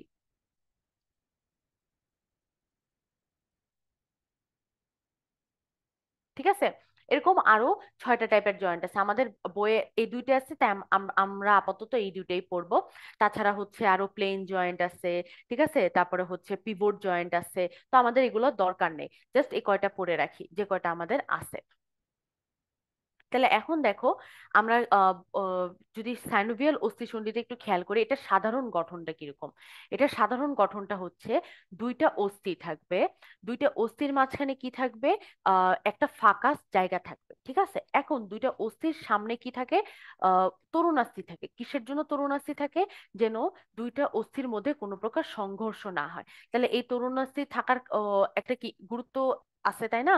যে কি থাকে, এটাকে আমরা বলতেছি যে আহ ইয়ে কিছুটা চলনে আমাদের সহায়তা করে। হ্যাঁ, যে আমাদের হাত পা, এই যে এদের মাঝখানে যে কোনো প্রকার সংঘর্ষ হচ্ছে না, এই চলনটাতে সহায়তা করতেছে। তাহলে দেখো, এই সাইনোভিয়াল ফ্লুইডটা থাকার কারণে কি হয়, মানে একজন আরেকজনের সংঘর্ষ আসে না। চিন্তা করো যে একটা আহ ইয়েতে একটা কাগজের মধ্যে তুমি ধরো দুটো পেন্সিল বেঁধে দিছো মাঝখানে কিছুটা ফাঁকা রেখে, এবং ওই জায়গাটা কি করছো, একটা আহ পানি জাতীয় কিছু একটা রেখে দিছো। তো পানি জাতীয় জিনিস রেখে দিলে কি করবে, গ্লাইড করবে না? এই যে গ্লাইডিংটা করে, এই গ্লাইডিংটা করার কারণে কি হয় না, কোনো প্রকার ব্যথা অনুভব হয় না। ঠিক আছে, কোনো প্রকার সমস্যা হয় না। যখনই এই জায়গাটা শুকায় যায় বা এই জায়গাটা কোনো তরুণাস্থি থাকে না, তখনই কি হয়, আমাদের ব্যথা হয়। তাহলে দেখো, এখানে আমরা কি বলতেছি, যে এই অস্থি সন্ধির মধ্যে কয়েকটা টাইপের অস্থি সন্ধি আছে। কিছুক্ষণ আগে আমরা বলছি যে কিছুটা নড়াচড়া করতে পারে, কিছুটা নড়াচড়া করতে পারে না, কিছুটা আংশিক নড়াচড়া করতে পারে। ঠিক আছে। তো তার মধ্যে যেটা সম্পূর্ণ নড়াচড়া করতে পারে তাকে আমরা বলতেছি সাইনোভিয়াল অস্থি সন্ধি। তাহলে দেখো, জিনিসটা কি দাঁড়াচ্ছে, জিনিসটা দাঁড়াচ্ছে যে এই জায়গাটা আমরা নড়াচড়া করতে পারি কিসের জন্য, শুধুমাত্র এই সাইনোভিয়াল ফ্লুইডের জন্য। এই সাইনোভিয়াল গহ্বরে সাইনোভিয়াল ফ্লুইড থাকার কারণে আমরা এটাকে বলতেছি সাইনোভিয়াল অস্থিসন্ধি। আর তাছাড়া যে দুটো অস্থিসন্ধি আছে, তার মধ্যে কি আছে, যে নড়াচড়া করতে পারে না এবং ঈষৎ নড়াচড়া করতে পারে। যেমন নড়াচড়া করতে পারে না কোনটা, আমাদের এই মাথার। ঠিক আছে, এই জায়গাও কিন্তু অস্থিসন্ধি আছে আমাদের করটিকাতে। হ্যাঁ, অস্থিসন্ধি আছে, যে দুইটা করটিকার অস্থি যুক্ত হয়, এই জায়গায় অস্থিসন্ধি আছে। আর আরেকটা জায়গায় কি আছে, ঈষৎ নড়াচড়া করতে পারে, যেমন আমাদের মেরুদণ্ডের অস্থিসন্ধি গুলা। ওকে। দেখো, আমরা অলরেডি বলে ফেলছি নিশ্চল অস্থিসন্ধি, ঈষৎ ঈষৎ সচল অস্থিসন্ধি আর পূর্ণ সচল অস্থিসন্ধি। তাহলে দেখো, পূর্ণর মধ্যে আমরা আপাতত দুইটা পড়বো, বল ও কঠোর অস্থিসন্ধি আর কবজা সন্ধি। ওকে। এই যে দেখো, এই জায়গা খুবই সুন্দর করে দেখানো আছে। এই সন্ধিগুলোকে আমরা কি বলি জানো? সুচার। সুচার। ঠিক আছে। এই উপরেরটা হচ্ছে ফ্রন্টাল সুচার, এটা টেম্পোরাল, এরকম মানে কানের কাছে এক একটা এক একটা অস্থি অনুযায়ী এক একটা নাম। এটা ফ্রন্টাল বোন, তাই এটার নাম হচ্ছে ফ্রন্টাল সুচার। ঠিক আছে। তারপরে হচ্ছে টেম্পোরাল সাইডে থাকে, ঠিক আছে, সুচার এরকম। এই যে এখানে দেখো একটা সুচার আছে, তাই না, এই যে কাটা কাটা অংশ। এই যে দেখো, এই জায়গায় কাটা কাটা অংশ। তাহলে এটাকে আমরা বলতেছি করো টিকা। এই পুরাটা জুড়েই কিন্তু করটিকা।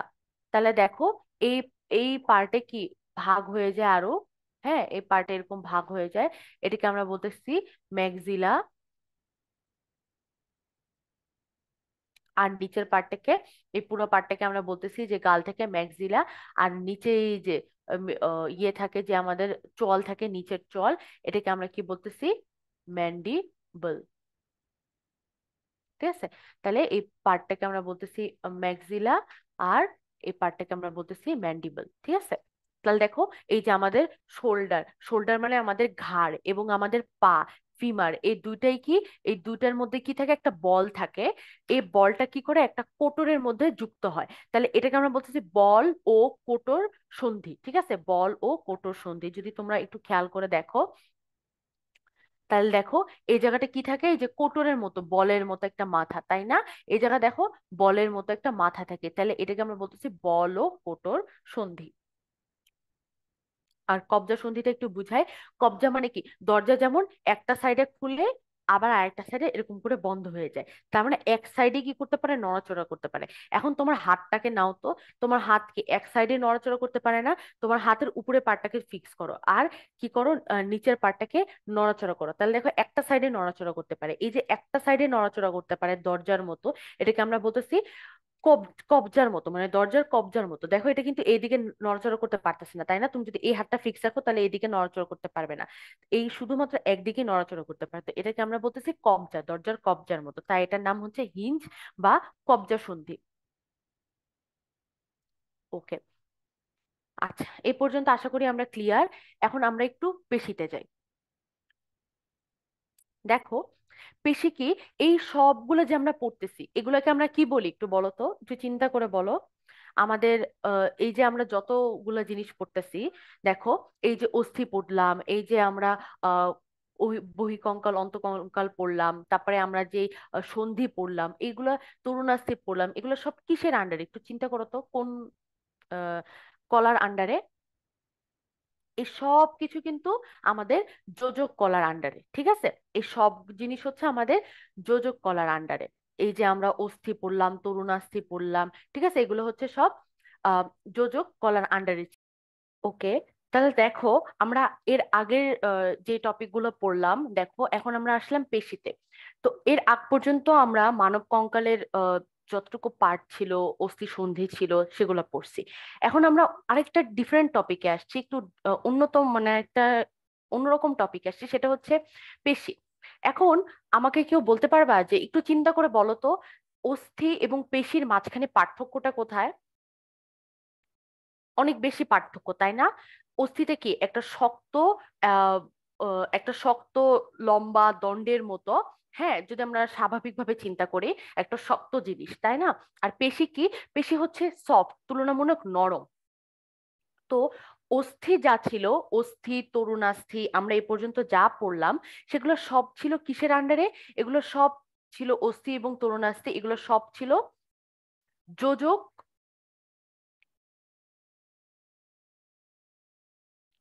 টিস্যুর আন্ডারে, তাই না? যোজক টিস্যুর আন্ডারে, তার মানে এগুলো সব কিছু ছিল যোজক টিস্যু।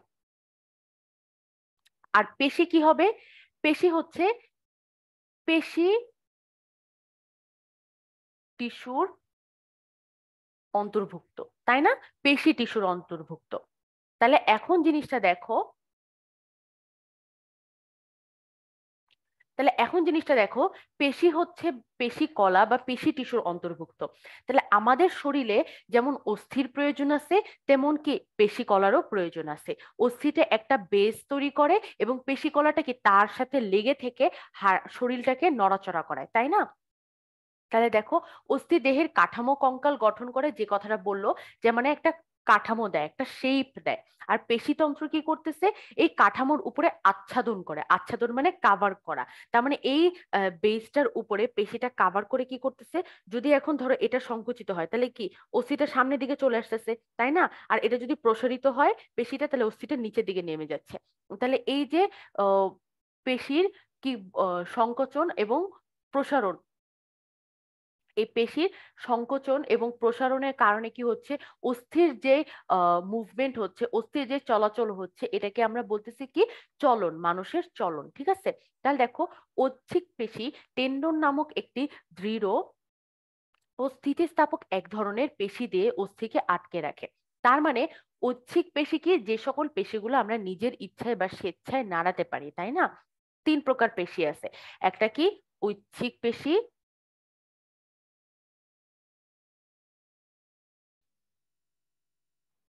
একটা অনৈচ্ছিক পেশি,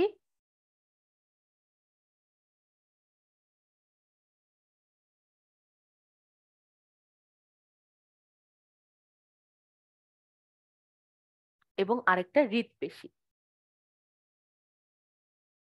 তাহলে খেয়াল করো, এই ঐচ্ছিক পেশি কি করতেছে, এই ঐচ্ছিক পেশিটা আমরা নিজের ইচ্ছায় নাড়াতে পারি। এখন এখানে একটা বিশেষ গঠন লাগবে, তাই না? আমাদের ভিতরকার পেশি তো আমরা নাড়াতে পারতেছি না, তার মানে ঐচ্ছিক পেশি নাড়ানোর জন্য কি একটা বিশেষ গঠন লাগবে। তারা কি অস্থির সাথে সংযুক্ত থাকে সাধারণত ঐচ্ছিক পেশিগুলা অস্থির সাথে সংযুক্ত থাকে। আর অনৈচ্ছিক পেশি যেগুলো আছে সেগুলো আমাদের বিভিন্ন অঙ্গর ভিতর থাকে, যেমন ধরো আমাদের ইয়ে আমি যদি বলি আমাদের কোলন, মানে যেটাকে আমরা বলতেছি আমাদের আহ ক্ষুদ্রান্ত বৃহদান্ত, এই ক্ষেত্রে কি হয়, এই ক্ষেত্রেও কিন্তু পেশি থাকে, বাট পেশিটা ভিতরের দিকে থাকে, এখানে কিন্তু কোনো অস্থির সাথে সংযুক্ত থাকে না। সাধারণত ঐচ্ছিক পেশিগুলা অস্থির সাথে সংযুক্ত থাকে, ঠিক আছে, কারণ এছাড়া তো আমরা নাড়াতে পারবো না, ভিতরের অস্থির যে ঐচ্ছিক পেশি আছে এগুলো তো আর আমরা নাড়াতে পারবো না, তাই না? তাহলে এই ঐচ্ছিক পেশিটা কি টেন্ডন নামক একটা দৃঢ় এবং স্থিতিস্থাপক, স্থিতিস্থাপক মানে কি ইলাস্টিক, ইলাস্টিক। তার মানে যখন একটা হাড্ডির সাথে একটা পেশির সংযোজন হয়, জিনিসটা কি হয়, এইখানের পেশির যে লাস্টের যে ফাইবার বা তন্তুগুলা থাকে, সেখানে সাদা তন্তুর পরিমাণ প্রচুর অনেক বেশি হয়, ঠিক আছে? একটু যদি এই নীলটা দিয়ে বুঝায়, এই সাদা তন্তুর পরিমাণ অনেক বেশি হয়। তো এই শ্বেত তন্তুগুলা আস্তে আস্তে পেঁচায় পেঁচায় পেঁচায় পেঁচায় কি করে, অস্থির সাথে সংযুক্ত হয়ে যায়, ঠিক আছে, অস্থির সাথে সংযুক্ত হয়ে যায়। তাহলে এই যে পার্টটুকু অস্থির সাথে সংযুক্ত করলো মাংসপেশির, এই পার্টটুকুকে আমরা বলতেছি টেন্ডন। তাহলে দেখো, আমরা বলতে পারি না অস্থি এবং মাংসপেশির মধ্যে সংযোজন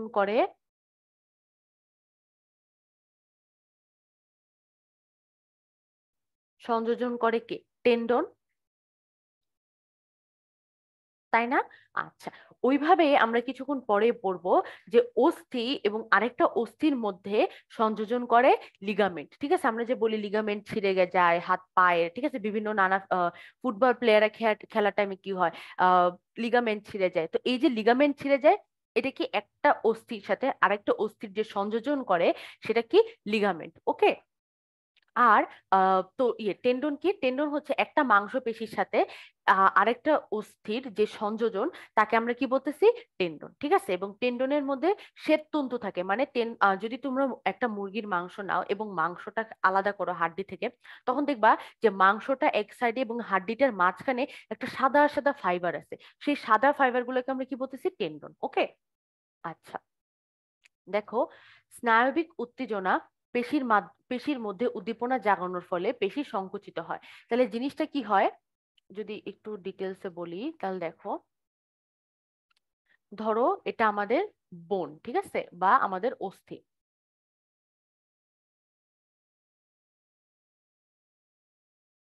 এখন এই অস্থির সাথে কি থাকবে, মাংসপেশি যুক্ত থাকবে। আচ্ছা, ওকে। তাহলে এই মাংসপেশিগুলা কি করবে, এই মাংসপেশিগুলোর মধ্যে এরকম কতগুলা নার্ভ সাপ্লাই বা স্নায়বিক যেই তন্তু আছে তারা সাপ্লাই দিবে, ঠিক আছে? তাহলে এখন যখন তোমার ব্রেন বলবে এই মাংসপেশিগুলোকে আহ সংকোচন করতে, তখন তারা কি করবে, তখন তারা সংকোচন করবে, তখন তারা কি করতেছে, সংকুচিত করতেছে, তখন তারা সংকুচিত হচ্ছে। তাহলে সংকুচিত হওয়ার কারণে কি করতেছে, হাড্ডিটা উপরের দিকে উঠে যাচ্ছে, তাই না? যেহেতু সংকোচন করার কারণে স্পেস কমে যাবে এবং হাড্ডিটা উপরের দিকে উঠে আসবে। তাহলে সংকোচন করার কারণে কি করতেছে, এই হাড্ডিগুলা উপরের দিকে উঠে যাচ্ছে। আবার যখন প্রসারিত হচ্ছে এই পেশিটা, তখন কি করতেছে, আবার এটা আগের জায়গায় চলে আসতেছে। তাহলে এভাবে কি করতেছে, অস্থির নড়াচড়া করতেছে। এই যে দেখো, টেন্ডন এবং লিগামেন্ট, তাহলে এই যে সাদা জায়গাগুলো হচ্ছে কি টেন্ডন, ঠিক আছে, আর লিগামেন্ট কি এই যে একটা অস্থির সাথে এই যে উপরের, এটা হচ্ছে হিউমেরাস, তাই না? মাত্র আমরা পড়লাম যে হিউমেরাস। তাহলে দেখো, এই হিউমেরাসের সাথে যে আমাদের এটাকে বলে ট্রকলিয়া, ঠিক আছে, আমাদের রেডিয়াসের একটা পার্ট আছে তাকে বলে ট্রকলিয়া। তো এই হিউমেরাসের সাথে এই রেডিয়াসের একটা সংযোজন হয় কিভাবে, লিগামেন্ট দিয়ে। তার মানে আমরা যদি বলি অস্থি যোগ অস্থির লিগামেন্ট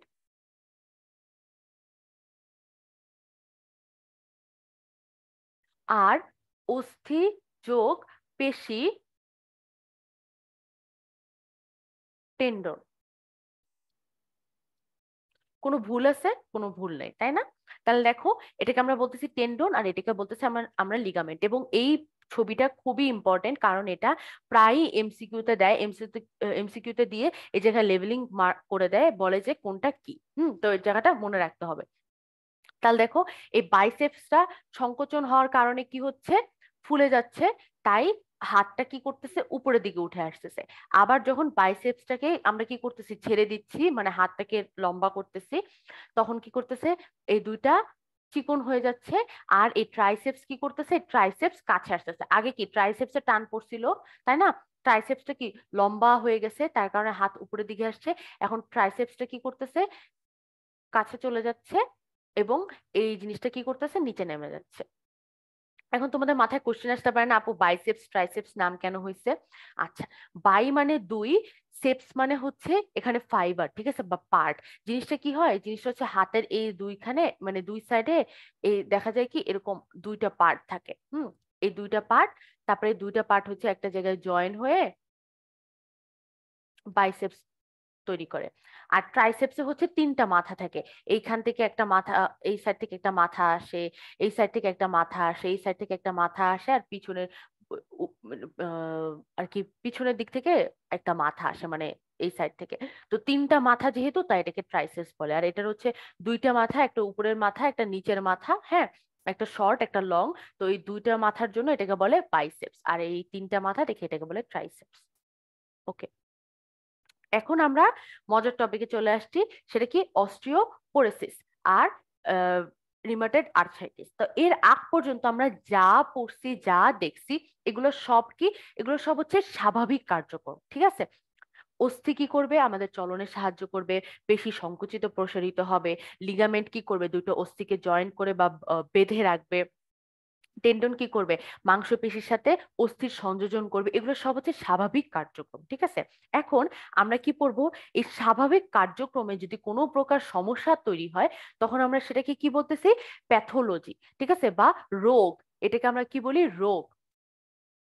এটাকে আমরা বলি প্যাথোলজি বা রোগ। কোনো একটা আহ, অস্বাভাবিক কোনো একটা যদি শরীরে কোনো কার্যক্রম হয়, তা সেটাকে আমরা বলতেছি কোনো একটা রোগ। তাহলে এখন আমাদের অস্থি সম্পর্কিত কি দুইটা রোগ আছে, একটা অস্ট্রিওপোরেসিস এবং আরেকটা রিমাটয়েড আর্থ্রাইটিস বা গেটেবাত। এখন আমরা দুইটা নামই একটু ভেঙে পড়বো, তাহলে আমাদের বুঝতেও সুবিধা হবে এবং কনফিউশনও হবে না, ঠিক আছে। আচ্ছা, ওকে, ফার্স্টে আমরা আসি অস্টিও। অস্টিও মানে কি, অস্থি।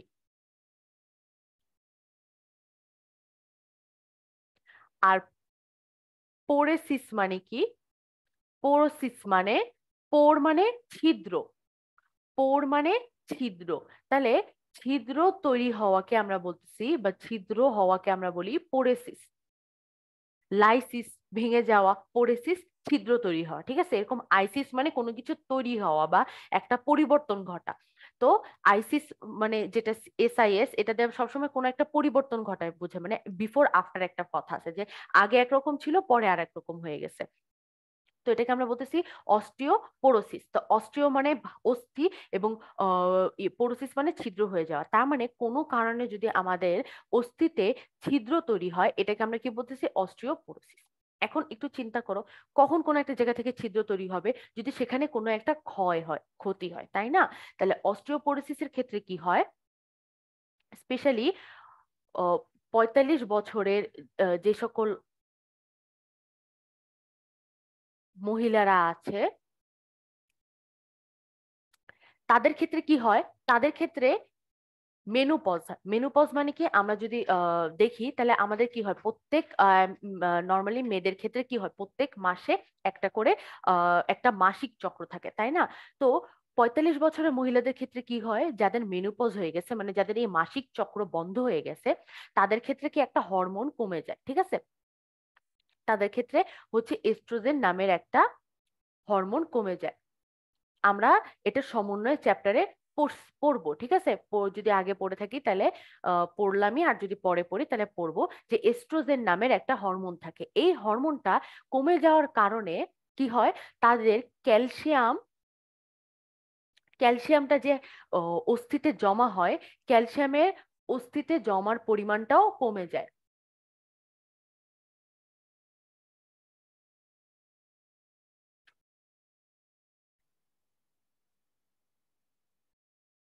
এই অস্থির মানে ক্যালসিয়ামের যে জমার মানে অস্থিতে যে জমে ক্যালসিয়ামটা, এটার পরিমাণটা কমে যায়, মানে অল্প পরিমাণে ক্যালসিয়াম জমা হয়।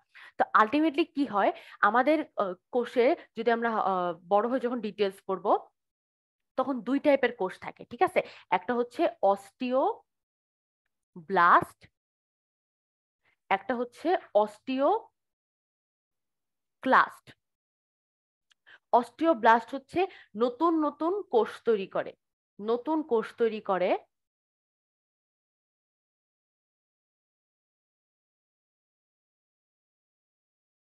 আর অস্টিওক্লাস্ট কি করে, এই যে সকল ধ্বংসপ্রাপ্ত কোষ আছে, বা যে কোষগুলো হচ্ছে ইউজলেস কোষ, মানে আর কোনো কাজে লাগবে না, এই অকার্যকর কোষগুলোকে ধ্বংস করে।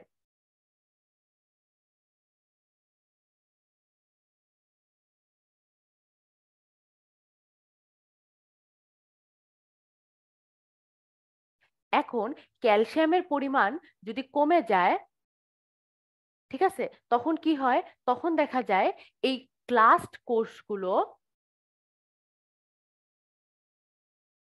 মনে করে যে এই অস্থির কোষগুলো আর কোনো কাজে লাগতেছে না, ঠিক আছে? তখন ক্লাস্ট কোষগুলো কি করে, আস্তে আস্তে অস্থির কোষ ভাঙতে শুরু করে। তো এই ক্লাস্ট অস্থির কোষ ভাঙতে থাকে, তখন কি হয়, আস্তে আস্তে অস্থির মধ্যে ফুটা হয়ে যাবে।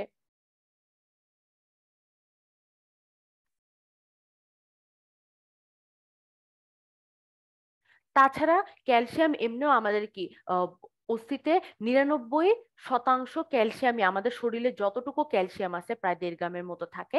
তো এই পুরা 1.5 গ্রামের মধ্যে প্রায় 99%ই আমাদের অস্থিতে জমা হয়, ঠিক আছে?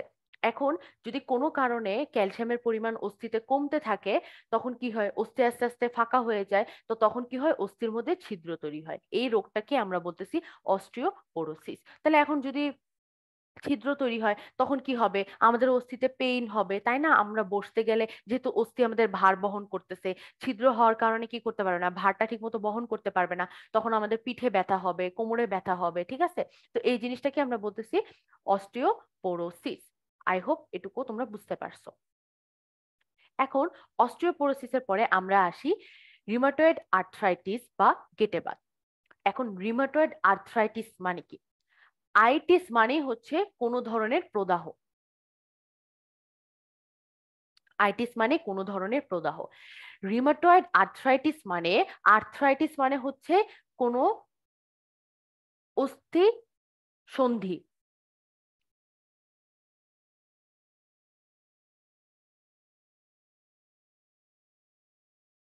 তার মানে অস্থি সন্ধির যদি কোনো কারণে প্রদাহ হয়, সেটাকে আমরা বলতেছি আর্থ্রাইটিস। আর রিউমাটয়েড আর্থ্রাইটিস হচ্ছে এক ধরনের স্পেশাল টাইপ অফ আর্থ্রাইটিস। এখানে কি হয়, এখানে একটা ব্যাকটেরিয়ার সংক্রমণের কারণে কি হয়, এই যেই আমাদের জয়েন্ট গুলো আছে, অস্থি সন্ধি গুলো আছে, এই অস্থি সন্ধি গুলা, সাইনোভিয়াল জয়েন্টের যে অস্থি সন্ধি গুলো আছে, এখানে যে কার্টিলেজ বা বলতে পারো তরুণাস্থি আছে, এই তরুণাস্থি গুলো কি করে, ধ্বংস হয়ে যায়।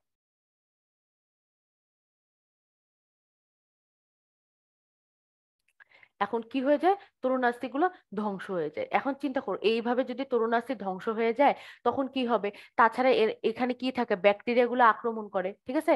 ব্যাকটেরিয়া গুলো কি করে, আক্রমণ করে। এখন ব্যাকটেরিয়া আক্রমণ করার কারণে দেখা যায় যে এই জায়গা কি হয়, প্রদাহের তৈরি হয়, ঠিক আছে? এই ব্যাকটেরিয়া আক্রমণ করলো, প্রদাহ করে আস্তে আস্তে কি করতেছে, এই জায়গাটাকে নষ্ট করে ফেলতেছে। তারপরে এই জায়গায় কি হয়, যে তরল পদার্থ থাকে, ফ্লুইড গুলা থাকে, সেগুলো কি আস্তে আস্তে কমতে থাকে, সেগুলো সংক্রমণ হয়, তাই না? এখন সংক্রমণ হওয়ার কারণে কি হয়, দেখা যায় এই হাড্ডিতে হাড্ডিতে সংঘর্ষ হয়। এই জায়গাগুলো ফুলিয়ে যায়। কোনো একটা জায়গায় যদি কোনো তো প্রদাহ হয় বা জ্বালা পোড়া করে, ওই জায়গাটা কি হয়ে যায়, লাল হয়ে যায়, তাই না? প্রদাহ জিনিসটা কি? ধরো তোমার এখানে তুমি আহ কিছু একটা কামড় দিছে, কামড় দিয়ে মশা কামড় দিছে, মশা কামড় দেওয়ার পর কি হবে, ওই জায়গাটা লাল হবে, ফুলে যাবে, গরম হবে, এটাকেও আমরা কিছুটা প্রদাহ বলতে পারি, তাই না? তো এইটাকেই আমরা কি বলতেছি, যে এরকম প্রদাহ হয়। তো আমাদের গিটের হাতের যে গিট গুলা, সেগুলোকে কি বলে, গিট বা সন্ধি। এই গিঁটগুলোর মধ্যে কি হয়, দেখা যায় যে হাতের ফুলে যায়, লাল হয়ে যায়, গরম হয়ে যায়। তো এই রোগটাকে আমরা কি বলি, রিমাটয়েড আর্থ্রাইটিস অথবা গেটে বাত। ঠিক আছে, এটা একটা ব্যাকটেরিয়ার সংক্রমণের কারণে হয়। তো এই স্ট্যাফিলোকক্কাস অরিয়াস নামে একটা ব্যাকটেরিয়া আছে, ওই ব্যাকটেরিয়ার সংক্রমণের কারণে হয়। তো দেখা যায় কি ওই জায়গাটা ফুলে যায়, লাল হয়ে যায়। তো এই রোগটাকে আমরা কি বলতেছি, রিমাটয়েড আর্থ্রাইটিস। তাহলে দেখো, আমাদের অস্থি সম্পর্কিত দুইটা রোগ হতে পারে, একটা কি অস্টিওপোরোসিস, আর একটা রিমাটয়েড আর্থ্রাইটিস। অস্টিওপোরোসিস কেন হবে, যদি ক্যালসিয়ামের পরিমাণ কমতে থাকে, স্পেশালি দেখা যায় যে 45 বছরের পর যে মহিলারা আছে তাদের হরমোনের পরিমাণ কমে যায়, সে কারণে ক্যালসিয়াম জমা হয় না, আস্তে আস্তে অস্থির মধ্যে কি ফোঁটা হওয়া শুরু করে, ছিদ্র হয়। তারপরে দেখা যায় যে বসতে পারে না, ঠিক মতো হাঁটা, সিঁড়িতে উঠতে পারে না, হাঁটুতে ব্যথা হয়, কোমরে ব্যথা হয়, হ্যাঁ, ঘাড় শক্ত হয়ে যায়। এগুলোকে আমরা বলতেছি অস্টিওপোরোসিসের লক্ষণ। ঠিক আছে, এগুলো কেমনে ঠিক হবে, ক্যালসিয়ামের ওষুধ খেতে হবে, তাই না? তারপর বেশি বেশি দুধ খেতে হবে। তারপরে হচ্ছে দেখতে হবে যে হরমোন লেভেল ঠিক আছে কিনা, এগুলোই হচ্ছে এটার ট্রিটমেন্ট। আর রিমাটয়েড আর্থ্রাইটিসে কি হবে, এটা হচ্ছে একদম 25 বছর পর্যন্ত ওষুধ চলতে থাকে রিমাটয়েড আর্থ্রাইটিসে। ঠিক আছে, কারো যদি রিমাটয়েড হয়, মানে আমরা যেটা বলি রিমেটিক ফিভার, হ্যাঁ, রিমাটয়েড আর্থ্রাইটিস হয়, তাদের ক্ষেত্রে হচ্ছে এই যে অ্যান্টিবায়োটিক, সেটা একদম 25 বছর পর্যন্ত, 18 বছর হওয়ার আগ পর্যন্ত, অথবা যদি 18 বছরের পরে শুরু করে তখন 25 বছর পর্যন্ত এই ওষুধ চলতে থাকে। মানে অনেক লম্বা ট্রিটমেন্ট, একটা ট্রিটমেন্টের প্রসেস আর। ঠিক আছে, তো আই হোপ এ পর্যন্ত ক্লিয়ার। এখন আমরা কিছু বোর্ডের কোশ্চেন দেখবো। আচ্ছা, দেখো, জীবিত অবস্থায় আহ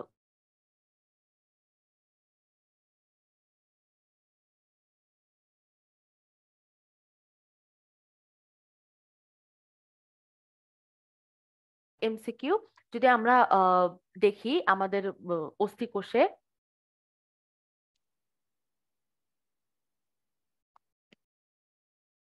আচ্ছা, যদি আমরা দেখি তাহলে অস্থিকোষে কতটুকু পার্ট থাকে। দেখো, দুই টাইপের পার্ট থাকে, একটা হচ্ছে জৈব পদার্থ এবং আরেকটা হচ্ছে অজৈব পদার্থ। ঠিক আছে, তো অজৈব পদার্থ 60% থাকে। এই অজৈব পদার্থের মধ্যে কি থাকে, ক্যালসিয়াম থাকে, তারপর হচ্ছে ম্যাগনেসিয়াম থাকে, তারপর কি অল্প পরিমাণে অনেক ভালো পরিমাণে পটাশিয়াম থাকে, সোডিয়াম থাকে। ঠিক আছে, এগুলো হচ্ছে সব খনিজ লবণ থাকে। আর জৈব পদার্থ কি থাকে, জৈব পদার্থ হচ্ছে অল্প পরিমাণে থাকে, কিছু কার্বোহাইড্রেট, ছোট কিছু ফ্যাট, হ্যাঁ, ওই যে কিছু আহ, কোষ থাকে। ঠিক আছে, কোষ গুলো আমরা কি পড়লাম, মাত্র দুইটা কোষ পড়লাম, তাই না? অস্টিও ব্লাস্ট, অস্টিও ক্লাস্ট, আর আরেকটা টাইপের থাকে যেগুলো মানে স্বাভাবিক অস্থি কোষকে বলে অস্টিও সাইট। সাইট মানে সেল বা কোষ। তো ব্লাস্ট মানে ছোট ছোট বাচ্চা বাচ্চা কোষ, ইম্যাচিউর কোষ। অস্টিও ক্লাস হচ্ছে যে যে কোষগুলো বাকি কোষগুলোকে খেয়ে ফেলে। আর অস্টিও সাইট কি, স্বাভাবিক যে অস্থির কোষ। ঠিক আছে, এগুলো হচ্ছে জৈব পদার্থ। আচ্ছা, তাহলে দেখো, অস্টিওপোরোসিস কিসের অভাবজনিত রোগ, আমরা অলরেডি পড়ছি ক্যালসিয়ামের, তাই না? আচ্ছা, রেড দিয়ে দাগাই। তাহলে দেখো, আহ আহ, জীববিজ্ঞানের আহ শিক্ষক অস্থিসন্ধি পড়াতে গিয়ে শ্রেণীকক্ষের দরজা, পাল্লা, কবজা ও কাঠামোর সাথে তুলনা করে দেখান, তুলনীয় অংশের সাথে কোনটা মিল সম্পন্ন। খেয়াল করো, এখানে কি বলছে, দরজার পাল্লা, কবজা ও কাঠামোর সাথে তুলনা করে। তাহলে এখানে কোনটা আমাদের মিলবে, একটু খেয়াল করে যদি দেখো, তাহলে এখানে কি কোনো জায়গায় কি আমরা পেশির কথা বলছি? তাহলে দেখো, পেশি দুইটা অপশনই কি হয়ে যাবে, বাদ হয়ে যাবে, তাই না? পেশি আগে থেকেই বাদ। তাহলে এখন আছে কি, অস্থি, লিগামেন্ট অস্থি, অস্থি তরুণাস্থি অস্থি। তার মানে যেহেতু দরজার পাল্লা, কবজা ও কাঠামোর সাথে তুলনা করছে, কবজা আমরা কোথায় পড়ছিলাম, কবজা সন্ধির মধ্যে, তাই না? এখন কবজা সন্ধি কি নিয়ে গঠিত হবে, অস্থি, তরুণাস্থি অস্থি, তাই না? আর অস্থি লিগামেন্ট হচ্ছে অন্য জিনিস, লিগামেন্ট কি বাইরের দিকে থাকে, তাই না? তাহলে কবজার মধ্যে যেই আহ, সন্ধিটা তৈরি হবে এটা হচ্ছে অস্থি তরুণাস্থি অস্থি সন্ধি। তাহলে বি হচ্ছে রাইট অ্যান্সার। তাহলে দেখো, কবজা সন্ধি কোথায় থাকে? আমরা অলরেডি দেখছি যে হাতের আঙ্গুলের মধ্যে কি থাকে, কবজা সন্ধি থাকে, ঠিক আছে? আমাদের যেই হাতের আঙ্গুল, জনু, এই জায়গাতে হচ্ছে কবজা সন্ধি থাকে। হাতের আঙ্গুল, জনু, তারপরে হচ্ছে কনুই, এগুলাতে কি থাকে?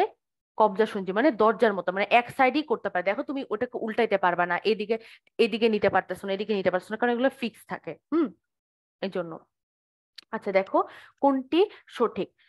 তরুণাস্থি, আহ কোনটি সঠিক? তরুণাস্থি ম্যাট্রিক্স কন্ড্রিন দ্বারা গঠিত, নাকি হচ্ছে বৃক্কের ভিতরের অংশ হলো কর্টেক্স, মাইটোকন্ড্রিয়ার বাইরের স্তরে ভাঁজ খাওয়ানো, নাকি মেডুলা হলো সবচেয়ে মস্তিষ্কের সব মানে বৃহত্তম অংশ? ওকে, এখন একটু খেয়াল করো, এখানে কিন্তু 4টা চ্যাপ্টার আসছে, ঠিক আছে? তার মানে যদি তোমার আইডিয়া থাকে, অ্যাটলিস্ট 3টা সম্পর্কে আইডিয়া থাকে, তুমি আরেকটা বুঝতে পারবে ওটা কি ঠিক হবে না ভুল হবে। তাহলে দেখো কি বলছে, তরুণাস্থির ম্যাট্রিক্স কন্ড্রিন দ্বারা গঠিত। আচ্ছা, তরুণাস্থি কি? তরুণাস্থি আমরা একটু অল্প করে একটু পড়ছি, তাই না? তরুণাস্থি আমরা একটু দেখি, তরুণাস্থি জিনিসটা কি। তরুণাস্থি হচ্ছে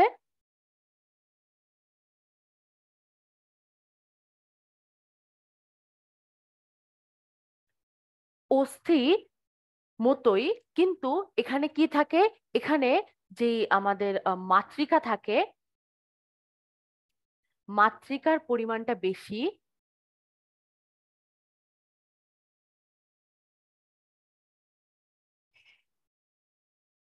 এবং এখানে কি জমা থাকে? এখানে কিছু উপাদান জমা থাকে, হ্যাঁ। যেমন এখানে কিছু ফাইবার জমা থাকে। যেমন সেটা কি হতে পারে? শ্বেত তন্তু, কিছু পরিমাণে ইয়েলো তন্তু থাকে, মানে ইয়েলো ফাইবার থাকে, যে কারণে একটু হলুদ হলুদ দেখায়, ইলাস্টিক তন্তু।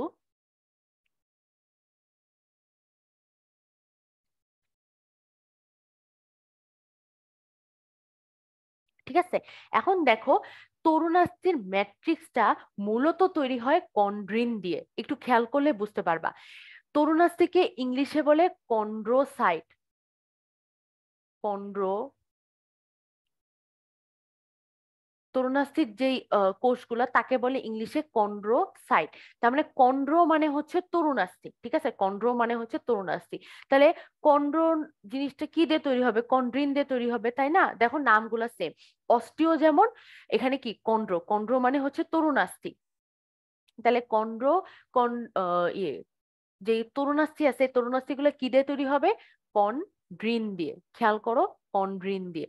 তাহলে কন্ড্রিন দ্বারা গঠিত হবে, তার মানে এ হচ্ছে রাইট অ্যান্সার। আর বৃক্কের ভিতরের অংশকে কি বলে? মেডুলা বলে।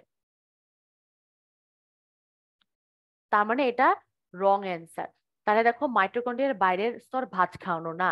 দেখো, মাইটোকন্ড্রিয়ার বাইরের স্তর কি স্মুথ, ভিতরের স্তর হচ্ছে ভাঁজ খাওয়ানো, যেটার মধ্যে ইলেকট্রন ট্রান্সপোর্ট সিস্টেম থাকে, তাই না?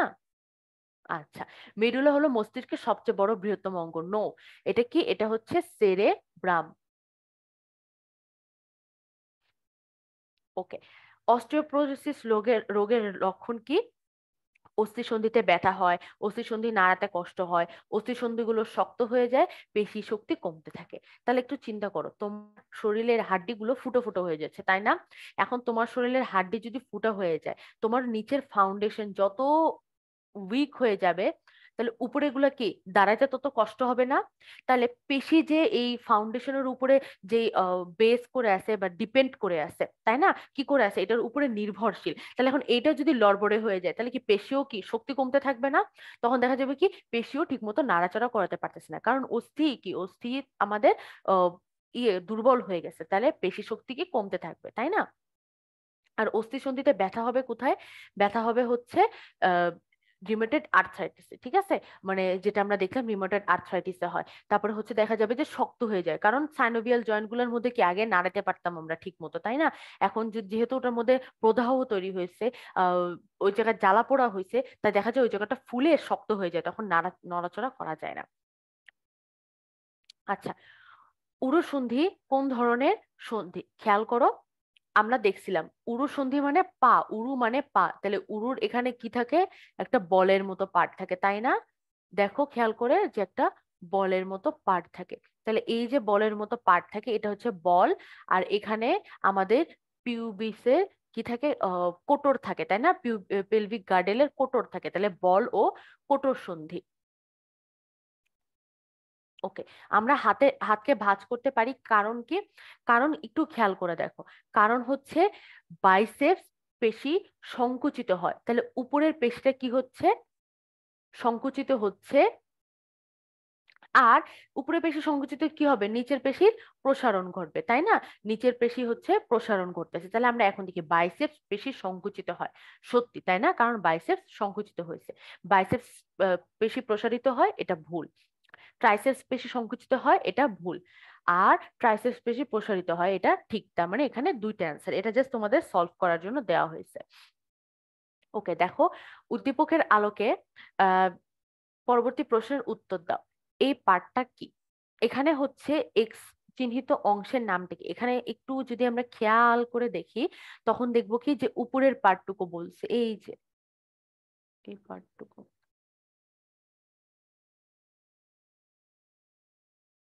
তা এই উপরে অস্থির উপরে যে পার্টটুকু লেগে থাকে, এই পার্টটা কি? এই পার্টটা হচ্ছে তরুণাস্থি তাই না? দৃঢ় অস্থি তো হবে না, কারণ দৃঢ় অস্থি এতখানি কাছে। আর স্পঞ্জি অস্থি হচ্ছে যদি এই পার্টটা আলাদা করে থাকতো, স্পঞ্জি দেওয়া, তখন আমরা ওটাকে বলতাম স্পঞ্জি অস্থি, ঠিক আছে? আর লিগামেন্ট তো নাই। ওকে, তাহলে দেখো কি বলছে। আহ এই উদ্দীপকের আলোকে আহ, চিহ্নিত অংশটির বিশেষ বৈশিষ্ট্য হচ্ছে যোজক কলার ভিন্ন রূপ, অবশ্যই তরুণাস্থি যোজন কলার ভিন্ন রূপ, অপেক্ষাকৃত নরম ও স্থিতিস্থাপক, এটাও কি ট্রু। এবং কন্ড্রিন নামক রাসায়নিক বস্তু দিয়ে তো কন্ড্রিক নামক রাসায়নিক বস্তু বের হয়, তার মানে এখানে যে কোষগুলো থাকে তারা কন্ড্রিক নামক কিছু রাসায়নিক বস্তু তৈরি করে। তাহলে তিনটাই কি রাইট হবে তাই না? তাহলে ঘ হবে অ্যান্সার।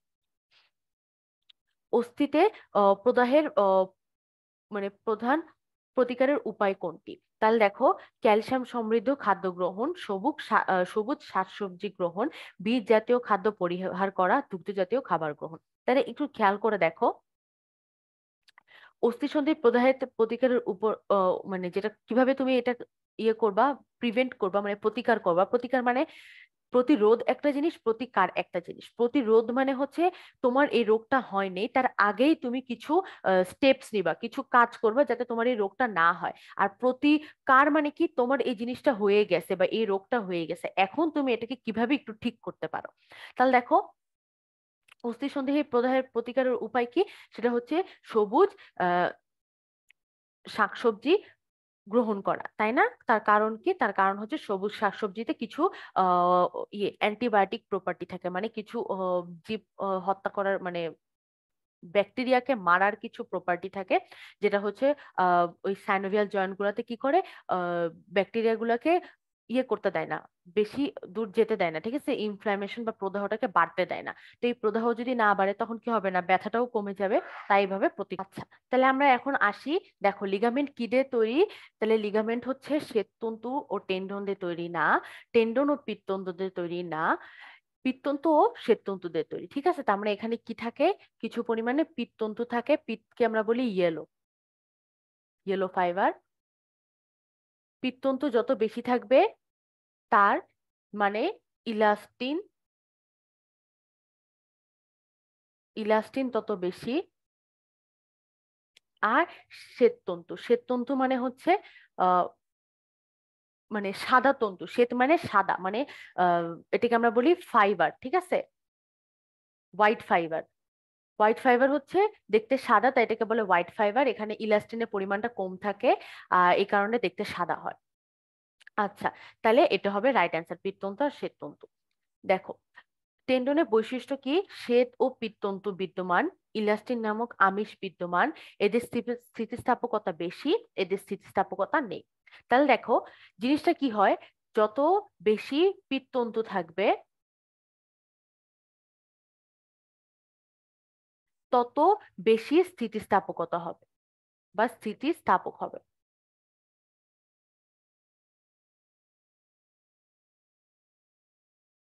যেহেতু টেন্ডনে পিত্ততন্তুটা কম, তাই এদের স্থিতিস্থাপকতা নেই। ঠিক আছে, মানে হচ্ছে জিনিসটা কি, যে টেন্ডনকে যদি আমরা টানি, যেমন মাংসপেশি হাড্ডি থেকে টানলে কি করে, ঠাস করে ছিঁড়ে যায়, তাই না? কিন্তু দুইটা হাড্ডির মধ্যে আমরা যতই অনেক বেশি জোরে যদি না হয়, যদি একটা স্বাভাবিক রেঞ্জের মধ্যে আমরা চলন করি, তখন কি হয়, এরা নড়াচড়া করতে পারে বা স্থিতিস্থাপক থাকে, এই কথাটাই বলা হয়েছে। আচ্ছা, দেখো, কানের পিনায় মাতৃকায় রয়েছে অস্টিওব্লাস্ট। দেখো, অস্টিওব্লাস্ট আমরা পড়ছিলাম, এটা কিসে থাকে, অস্থিতে থাকে। কন্ড্রিন কিসে থাকে, তরুণাস্থিতে থাকে। তুমি আগে অপশন গুলো দেখেই তুমি বুঝতে পারবে যে কোনটা আমি নিব, কোনটা আমি নিব না। পেরিটেডিয়াম, ঠিক আছে, পেরিটেডিয়াম, পেরিটোনিয়াম, মানে নর্মালি পেরিটোনিয়াম বলে। তো পেরিটোনিয়াম কোথায় থেকে, এটা আমাদের শরীরের ভিতরে একটা আবরণ, ঠিক আছে, এটা আসলে একটা আবরণ।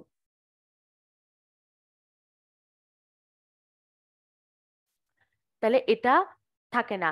আহ, আমাদের যে তরুণাস্থির আবরণ থাকে না, ঠিক আছে, তরুণাস্থির এখানে আবরণ থাকে না। আর হচ্ছে টেন্ডন, টেন্ডন কিসে থাকে, টেন্ডন হচ্ছে পেশি ও অস্থির মাঝে থাকে। এখন প্রশ্নটা আমরা পড়ি, কানের পিনায় কি থাকে। যেহেতু কানের পিনে একটা তরুণাস্থি, তার মানে তরুণাস্থির মাতৃকায় কি থাকবে, তরুণাস্থির জিনিস থাকবে। তাহলে রাইট অ্যান্সার কি হবে, কন্ড্রিন। কোনটা, পেক্টোরাল গার্ডেলের অস্থি। দেখো, স্ক্যাপুলা না, স্ক্যাপুলা কিসের অস্থি, স্ক্যাপুলা হচ্ছে আমাদের শোল্ডার গার্ডেল বা কাঁধের, ঠিক আছে। স্যাক্রাম, স্টার্নাম, কোনটা পেলভিক গার্ডেলের অস্থি, সেটা হচ্ছে পিউবিস, তাই না, আমরা পড়ছি পিউবিস, ইলিয়াম, আর আমাদের বইয়ে আপাতত নাই, তাও আমরা একটু পড়ে রাখি, ইসচিয়াম। এই তিনটা হচ্ছে আমাদের পেক্টোরাল, সরি একটু ইয়ে হয়ে গেছে, আমাদের কোশ্চেন ছিল পেক্টোরালের, আমি পেলভিক বলতেছিলাম। তাহলে দেখো, এটা রাইট অ্যান্সার কি হবে, এটা রাইট অ্যান্সার হবে স্ক্যাপুলা, ঠিক আছে। ওকে, তাহলে এটা হচ্ছে পেক্টোরাল, আমাদের যে কাঁধটাকে বলে হচ্ছে পেক্টোরাল, এবং এই কোমরটা এটাকে বলে, মানে যেটা আমাদের পায়ের দিকে সংযুক্ত করছে, এটাকে বলে পেলভিক, ঠিক আছে। তাহলে পেক্টোরাল গার্ডেলের অস্থি কোনটা, স্ক্যাপুলা, ঠিক আছে, স্ক্যাপুলা, এবং আরেকটা সেটা হচ্ছে হিউমেরাস। এই দুটো মিলে পেক্টোরাল গার্ডেল বা আমাদের কাঁধের পার্টটা তৈরি হয়, ঠিক আছে, কাঁধের যে একটা অস্থি সন্ধি, মানে আমাদের বক্ষপিঞ্জর, মাথা টাথা সব যেগুলো জোড়া লাগাচ্ছে, সেটা। ওকে, দেখো, জানুতে কোন অস্থিসন্ধি বিদ্যমান। এখানে দেখলে বুঝে যাবে যে আমরা অলরেডি আগে পড়ে নিয়েছি যে হাতের কনুই, জানু এবং আহ অঙ্গুলগুলোতে কি দেখা যায়, কবজা সন্ধি দেখা যায়, তাই না? তাহলে এটা হবে রাইট অ্যান্সার। অস্থি কোষকে কি বলা হয়, অস্থি মানে অস্ট্রিয়, কোষ মানে সাইট, ঠিক আছে। আর এখানে যেহেতু সাইট নাই, আরেকটা কি আছে, ব্লাস্ট। ব্লাস্ট এটা বলা যায়, কিন্তু এটা হচ্ছে আসলে ইম্যাচিউর থাকে, মানে অপরিপক্ক থাকে, অপরিপক্ক কোষ। তাহলে অস্থিকোষকে আমরা কি বলতেছি, অস্টিও ব্লাস্ট। আর কন্ডিও ব্লাস্ট কি হবে, তরুণাস্থি।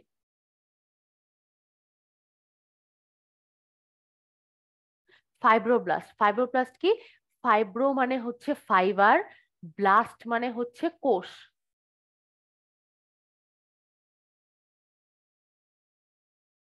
তার মানে যে কোষগুলো ফাইবার তৈরি করে বা শ্বেত তন্তু তৈরি করে, ঠিক আছে, শ্বেত তন্তু তৈরি করে, তাদেরকে আমরা কি বলতেছি, ফাইব্রোব্লাস্ট। শ্বেত তন্তু হচ্ছে সাদা কালারের যে ফাইবার গুলা থাকে, এগুলাকে আমরা বলি শ্বেত তন্তু। এই শ্বেত তন্তুগুলো যে কোষ তৈরি করতেছে তাকে। হুম, পরে আমরা যাই। দেখো, কাজের দিক থেকে হৃদপেশি ও অনৈচ্ছিক পেশি সাদৃশ্যপূর্ণ, এর কারণ হতে পারে দেহের অভ্যন্তরীণ অঙ্গদের সঞ্চালনে অংশ নেয়, উভয় কার্যাবলী প্রাণীর ইচ্ছাধীন নয়, এরা আড়াআড়ি ডোরাযুক্ত হয়। তাহলে খেয়াল করে দেখো, এখানে কি বলছে, যে এরা দেহের অভ্যন্তরীণ অঙ্গাদির সঞ্চালনে অংশ নেয়, তার মানে ভিতরের যে অঙ্গগুলো আছে তাদের সঞ্চালনে অংশ নেয়। যেমন কি, হৃদপেশি হৃৎপিণ্ডের সংকোচন প্রসারণ করে, তাই না? তাহলে কি, সে অভ্যন্তরীণ অঙ্গাদির সঞ্চালনে সাহায্য করছে অনৈচ্ছিক পেশি, এরকম আমাদের যেমন পেটের মাসেল গুলা কি করে, খাবারগুলোকে পরিপাক করে ভিতরে নিয়ে যায়, তাহলে এগুলোকে বলতেছি অভ্যন্তরীণ অঙ্গাদির সঞ্চালন। উভয় কার্যাবলী প্রাণীর ইচ্ছাধীন নয়, ঠিক আছে, তার মানে এই দুইটাকে আমরা কন্ট্রোল করতে পারি না। আর আড়াআড়ি ডোরাযুক্ত হয় কোনটা, এটা হচ্ছে ঐচ্ছিক পেশি, তাই না? আমরা পড়ছি যে ঐচ্ছিক পেশি কি হয়, আড়াআড়ি এরকম ডোরাযুক্ত হয়,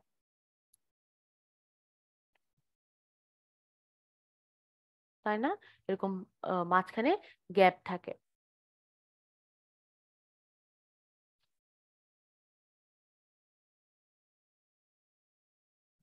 এটা হচ্ছে ঐচ্ছিক পেশি, তাহলে এই যে আড়াআড়ি ডোরাযুক্ত হয়, তাই এটাকে আমরা বলতেছি ঐচ্ছিক পেশি। তাহলে দেখো অ্যান্সার কোনটা হবে, 1, 2।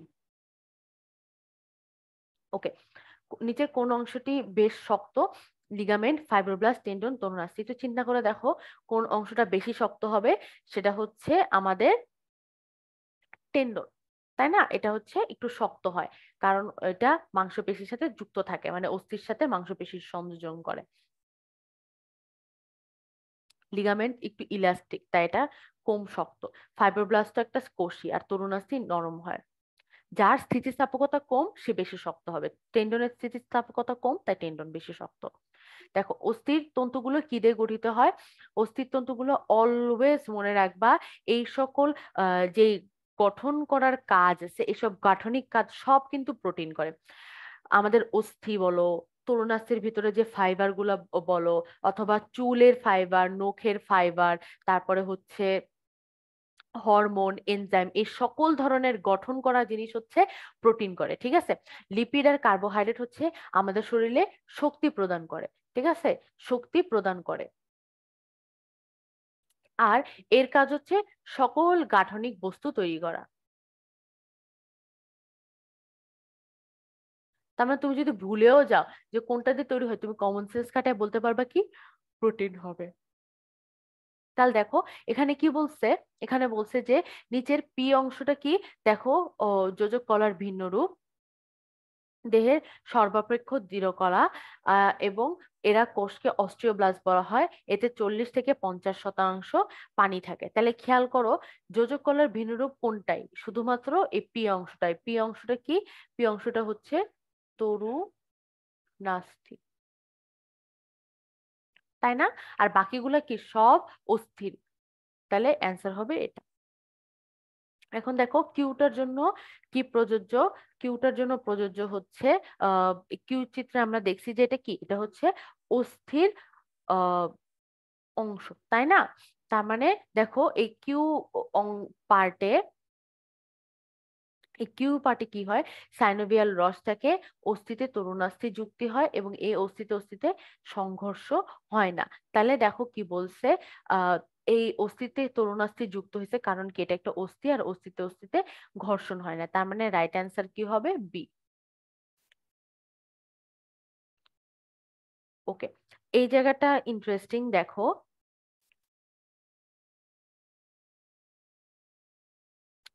এই জায়গাটা একটু ইন্টারেস্টিং, দেখো 50 বছরের বয়স্ক পুরুষ ও মহিলাদের দৈনিক কত মিলিগ্রাম ক্যালসিয়াম গ্রহণ করা প্রয়োজন।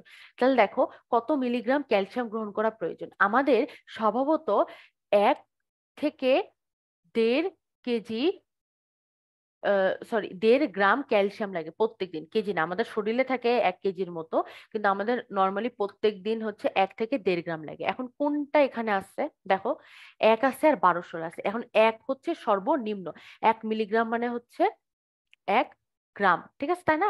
1000 মিলিগ্রাম মানে 1 গ্রাম, তাহলে 1.2 গ্রাম, তাহলে দেখো 1.2 গ্রাম কে রেঞ্জের মধ্যে পড়তেছে, তার মানে 1200 লাগে, ঠিক আছে। আমাদের বইয়ে হচ্ছে ডিরেক্টলি 1200 দেওয়া আছে, বাট তোমাদের সুবিধার জন্য আমি বললাম যে নর্মালি 1 থেকে 1.5 গ্রামের মতো লাগে। তো রাইট অ্যান্সার কি হবে, রাইট অ্যান্সার হবে 1200। আচ্ছা, তরুণাস্থির মাতৃকা কন্ডিন দ্বারা গঠিত, কোষকে অস্ট্রিওব্লাস্ট বলে, আবরণীকে পেরিকন্ড্রিয়াম বলে। তাহলে দেখো মাতৃকা কন্ড্রিন, কন্ড্রিন ওয়ার্ডটা থাকা মানে কি, তরুণাস্থি, তার মানে এটা ঠিক হবে। কোষকে অস্ট্রিওব্লাস্ট বলে না, এই কোষকে কি বলে, কন্ড্রিওসাইট বলে, তাই না? কন সরি কন্ড্রিওসাইট, সাইট। কন্ড্রিয় মানে তরুণাস্থি, সাইট মানে কোষ, তাহলে কন্ড্রিওসাইট। আর আবরণীকে কি বলে? পেরিকন্ড্রিয়াম, তাই না? আর অস্থির আবরণীকে কি বলে? পেরিঅস্ট্রিয়াম। তাহলে তরুণাস্থির অ্যান্সার এটা কি হবে? 1 আর 3। দেখো হাড়ে শতকরা কত ভাগ পানি থাকে? আমরা অলরেডি জানি হাড়ে শতকরা কত ভাগ পানি থাকে? 40 থেকে 50% পানি থাকে, ঠিক আছে? তোমরা বলবা যে আপু এত শক্ত জিনিসে 40 থেকে 50% পানি থাকে, ঠিক আছে? এটা হচ্ছে অস্থি মজ্জা যে থাকে ভিতরে, অস্থি মজ্জাটা ওটা অনেক নরম থাকে, তো ওইটার মধ্যে পানি থাকে। কোন আহ কোনটার সংক্রমণে কি হয়? আহ দেখো, বাতজ্বর তৈরি হয়। দেখো স্ট্রেপ্টোকক্কাস। স্ট্রেপ্টোকক্কাস স্ট্রেপ্টোকক্কাস হচ্ছে একটা ব্যাকটেরিয়া। স্ট্রেপ্টোকক্কাস পায়োজেন যে ব্যাকটেরিয়া, সেই ব্যাকটেরিয়ার সংক্রমণে হয়। এই ব্যাকটেরিয়া আমাদের আপাতত দরকার নাই, এটা একটা সায়েন্টিফিক নাম, তাই নিচে কি দাগ হবে। স্ট্রেপ্টোকক্কাস পায়োজেন্স নামের একটা ব্যাকটেরিয়া আছে। হ্যাঁ, এগুলো কক্কাস মানে গোল। হ্যাঁ, এই কোষগুলো দেখতে গোল গোল হয়, তাই এটাকে হচ্ছে স্ট্রেপ্টোকক্কাস বলে, চেইনের মতো গোল গোল হয়। তো এই অণুজীবদের সংক্রমণ হয়। ওকে, এটাও একটা ব্যাকটেরিয়া, সবগুলোই ব্যাকটেরিয়া, কিন্তু হয় স্ট্রেপ্টোকক্কাস দিয়ে। ওকে, তাহলে দেখো, টেন্ডনের কোনটির মাধ্যমে অস্থিকে আটকে রাখে? টেন্ডন কোনটির মাধ্যমে অস্থিকে আটকে রাখে? তাহলে ঐচ্ছিক পেশি হবে, অনৈচ্ছিক হবে, তরুণাস্থি হবে, হৃৎপেশি হবে? অবশ্যই ঐচ্ছিক পেশি হবে, তাই না? কারণ এগুলো আমাকে নড়াচড়া করতে পারি। তাহলে অস্টিওপোরোসিসের জন্য প্রয়োজন মানে কোনটা সঠিক? সেটা হচ্ছে ক্যালসিয়ামের স্বল্পতা থাকে, ঠিক আছে? বাচ্চাদের ক্ষেত্রে বেশি কি দেখা যায়? রিকেটস দেখা যায়, তাই না? বাচ্চাদের ক্ষেত্রে রিকেটস দেখা যায় বেশি। অস্টিওপোরোসিসটাই যদি বাচ্চাদের হয়, এটাকে আমরা বলি রিকেটস। মানে তখন ক্যালসিয়ামের অভাবে কি হয়, যেহেতু বোন হাড্ডিগুলা ঠিক মতো তৈরি হয় না, হাড্ডিগুলো এরকম বেঁকে যায়, বুঝছো? তখন দেখা যায় কি বাচ্চার পা বেঁকে গেছে, মানে হাত পা গুলো এরকম বেন্ড হয়ে যায়, বেঁকে যায়। তো রিকেটস দেখা যায় বাচ্চাদের ক্ষেত্রে, আর পিঠে ব্যথা হয়। তার মানে 1 আর 3। তরুণাস্থি বেষ্টনকারী আবরণ কি? তরুণাস্থি মানে কি? কন্ড্র, তাই না? তাহলে এখন দেখো দুইটা জিনিস আছে। কি আছে? কন্ড্রিও ব্লাস্ট, কন্ড্রিওসাইট, পেরিকন্ড্রিয়াম। তাহলে পেরি মানে কি? আবরণ, আর কন্ড্রিয়াম মানে তরুণাস্থি। তাহলে অ্যান্সার হবে পেরিকন্ড্রিয়াম। হাতের কনুইয়ের অস্থি সন্ধি হলো বল কটর সন্ধি? অবশ্যই না। পূর্ণ সচল অস্থি সন্ধি, হ্যাঁ, কারণ নড়াচড়া করানো যায়, আর কেবল একদিকে নাড়ানো যায়, এই কারণে এটার আরেকটা নাম কি? কবজা সন্ধি। তার মানে কোনটা রাইট অ্যান্সার হবে? 1 আর 3। দেখো, কোথায় বল কটর সন্ধি দেখা যায়? জানুতে না, কারণ এটাতে কবজা দেখা যায়। আঙ্গুলে না, এটাতেও কবজা দেখা যায়। কনুইতে না, এটাতেও কবজা দেখা যায়। তাহলে কোনটাতে দেখা যায়? কাঁধে, তাই না? কাঁধে আমাদের হিউমেরাস এবং যে কাঁধের স্ক্যাপুলা, তাদের মাঝখানে কি আছে? বল ও কোটর সন্ধি। হিউমেরাসের বল আর স্ক্যাপুলার যে কোটর, এটার মাঝখানে যে সন্ধি হয় সেটা কি? বল ও কোটর সন্ধি। কোনটিতে শ্বেততন্তু ও পিত্ততন্তু দুইটাই আছে? দেখো, লিগামেন্ট আমরা পড়ে আসছি মাত্র। দেখো এখানে অস্থি, মাংসপেশি, এক্স। এক্স কি? মাংসপেশির সাথে অস্থির যে সংযোজন করে সেটা হচ্ছে টেন্ডন, তাই না? ওকে, তাহলে দেখো, খেলার সময় তুলনামূলক ভেঙে বা ছিঁড়ে যাওয়ার সম্ভাবনা কোনটার থাকে? তাহলে দেখো, এক্স। এক্স হচ্ছে টেন্ডন, ওয়াই হচ্ছে মাংসপেশি, জেড হচ্ছে কি? জেড হচ্ছে আমাদের অস্থি। তাহলে দেখো, খেলার সময় তুলনামূলকভাবে ভেঙে যাওয়ার বা ছিঁড়ে যাওয়ার সম্ভাবনা কিসের থাকে? কম থাকে। সেটা হচ্ছে এক্স, টেন্ডনের, তাই না? কারণ এটা স্থিতিস্থাপকতা কম। তো স্থিতিস্থাপকতা যেটা কম হবে সেটা কি হয় নর্মালি? বেশি ইয়ে আহ, স্থিতি মানে স্ট্রং হয়। লিগামেন্ট এর জন্য সহজে ছিঁড়ে যায়, তাই না? আর ইলাস্টিন থাকে, এই কারণে টেন্ডন হচ্ছে তুলনামূলকভাবে কম ছিঁড়ে। তাহলে দেখো, এক্স এর চিহ্নিত অংশটির ক্ষেত্রে নিচের কোন তথ্যটি সঠিক? তাহলে দেখো, এক্স হচ্ছে মাংসপেশি, তাই না? সরি, এক্স হচ্ছে টেন্ডন। এটা কি সরু এবং শাখাযুক্ত? কোনো শাখা আছে? নাই, তাহলে এটা ভুল। শাখান্বিত ও পীত বর্ণের, দেখো এতে কি কোনো শাখা আছে? না, নাই। শাখাবিহীন ও শ্বেততন্তুময়, হ্যাঁ, কারণ এদের মধ্যে পীততন্তু থাকে না। এবং তরঙ্গিত ও শাখাযুক্ত না, তাই না? এদের কোনো শাখা নেই, তার মানে কোনটা হবে? শাখাবিহীন ও শ্বেততন্তুময়। ওকে,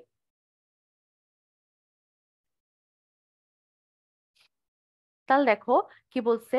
আহ এখানে যে রোগটার কথা বলা হয়েছে সেটা হচ্ছে আহ দেখাই।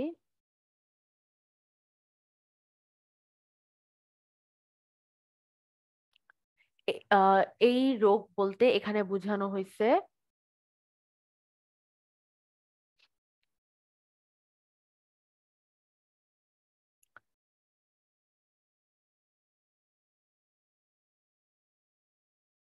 রিমাটয়েড আর্থ্রাইটিস, ঠিক আছে।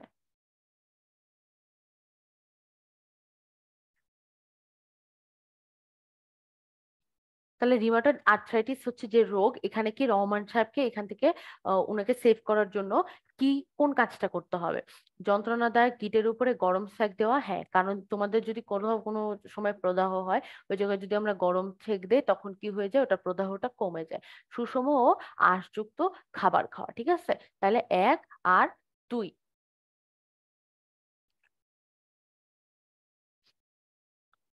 লিগামেন্ট টিস্যু হচ্ছে হাড়ের সাথে পেশিকে যুক্ত করে, না, এটা কে করে? টেন্ডন।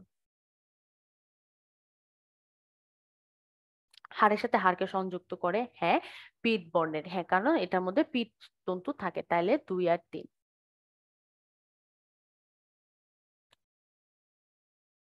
এখানে কোন সন্ধি? বল কোটর, তাই না? তাহলে হবে বল কোটর সন্ধি। চিত্রটির বৈশিষ্ট্য হলো সহজে নড়াচড়া করা যায়, সকল দিকে নাড়ানো সম্ভবপর হয়, নরম ও স্থিতিস্থাপক। এটা তো আমাদের তরুণাস্থি না, নরম ও স্থিতিস্থাপকের তরুণাস্থি, তাই না? তার মানে আমাদের রাইট অ্যান্সার কি হবে? 1 ও 2। তরুণাস্থির ন্যায় শক্ত, তরুণাস্থির ন্যায় শক্ত নয় কেন? মানে তরুণাস্থি অস্থির ন্যায় শক্ত নয় কেন? নরম ও স্থিতিস্থাপক বলে, নরম বলে, নরম ও স্থিতিস্থাপক নয় বলে, যোজক কলা বলে। অবশ্যই কি হবে? নরম ও স্থিতিস্থাপক বলে। কোনটা ঈষৎ সচল অস্থি সন্ধি? দেখো, কবজা সন্ধি না, এটা কি পূর্ণ সচল, তাই না? এটা হচ্ছে পূর্ণ সচল। করটিকা না, করটিকা কি একদম অচল। আর বল ও অস্থি এটাও কি পূর্ণ সচল? তাহলে কোনটা বাদ রইলো?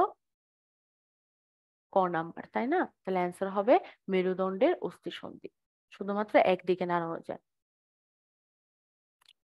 ওকে, সো আজকের ক্লাস আমাদের এ পর্যন্তই। তোমরা, তোমাদের যদি কোনো কনফিউশন থাকে বা কোশ্চেন থাকে তখন হচ্ছে আহ মানে আমাদের সাথে এখানে যুক্ত হতে পারো। সো আই হোপ তোমাদের ক্লাস একটু বুঝাতে পারছি। লেকচার 2 তে আমরা নেক্সট পার্ট কন্টিনিউ করবো। ওকে।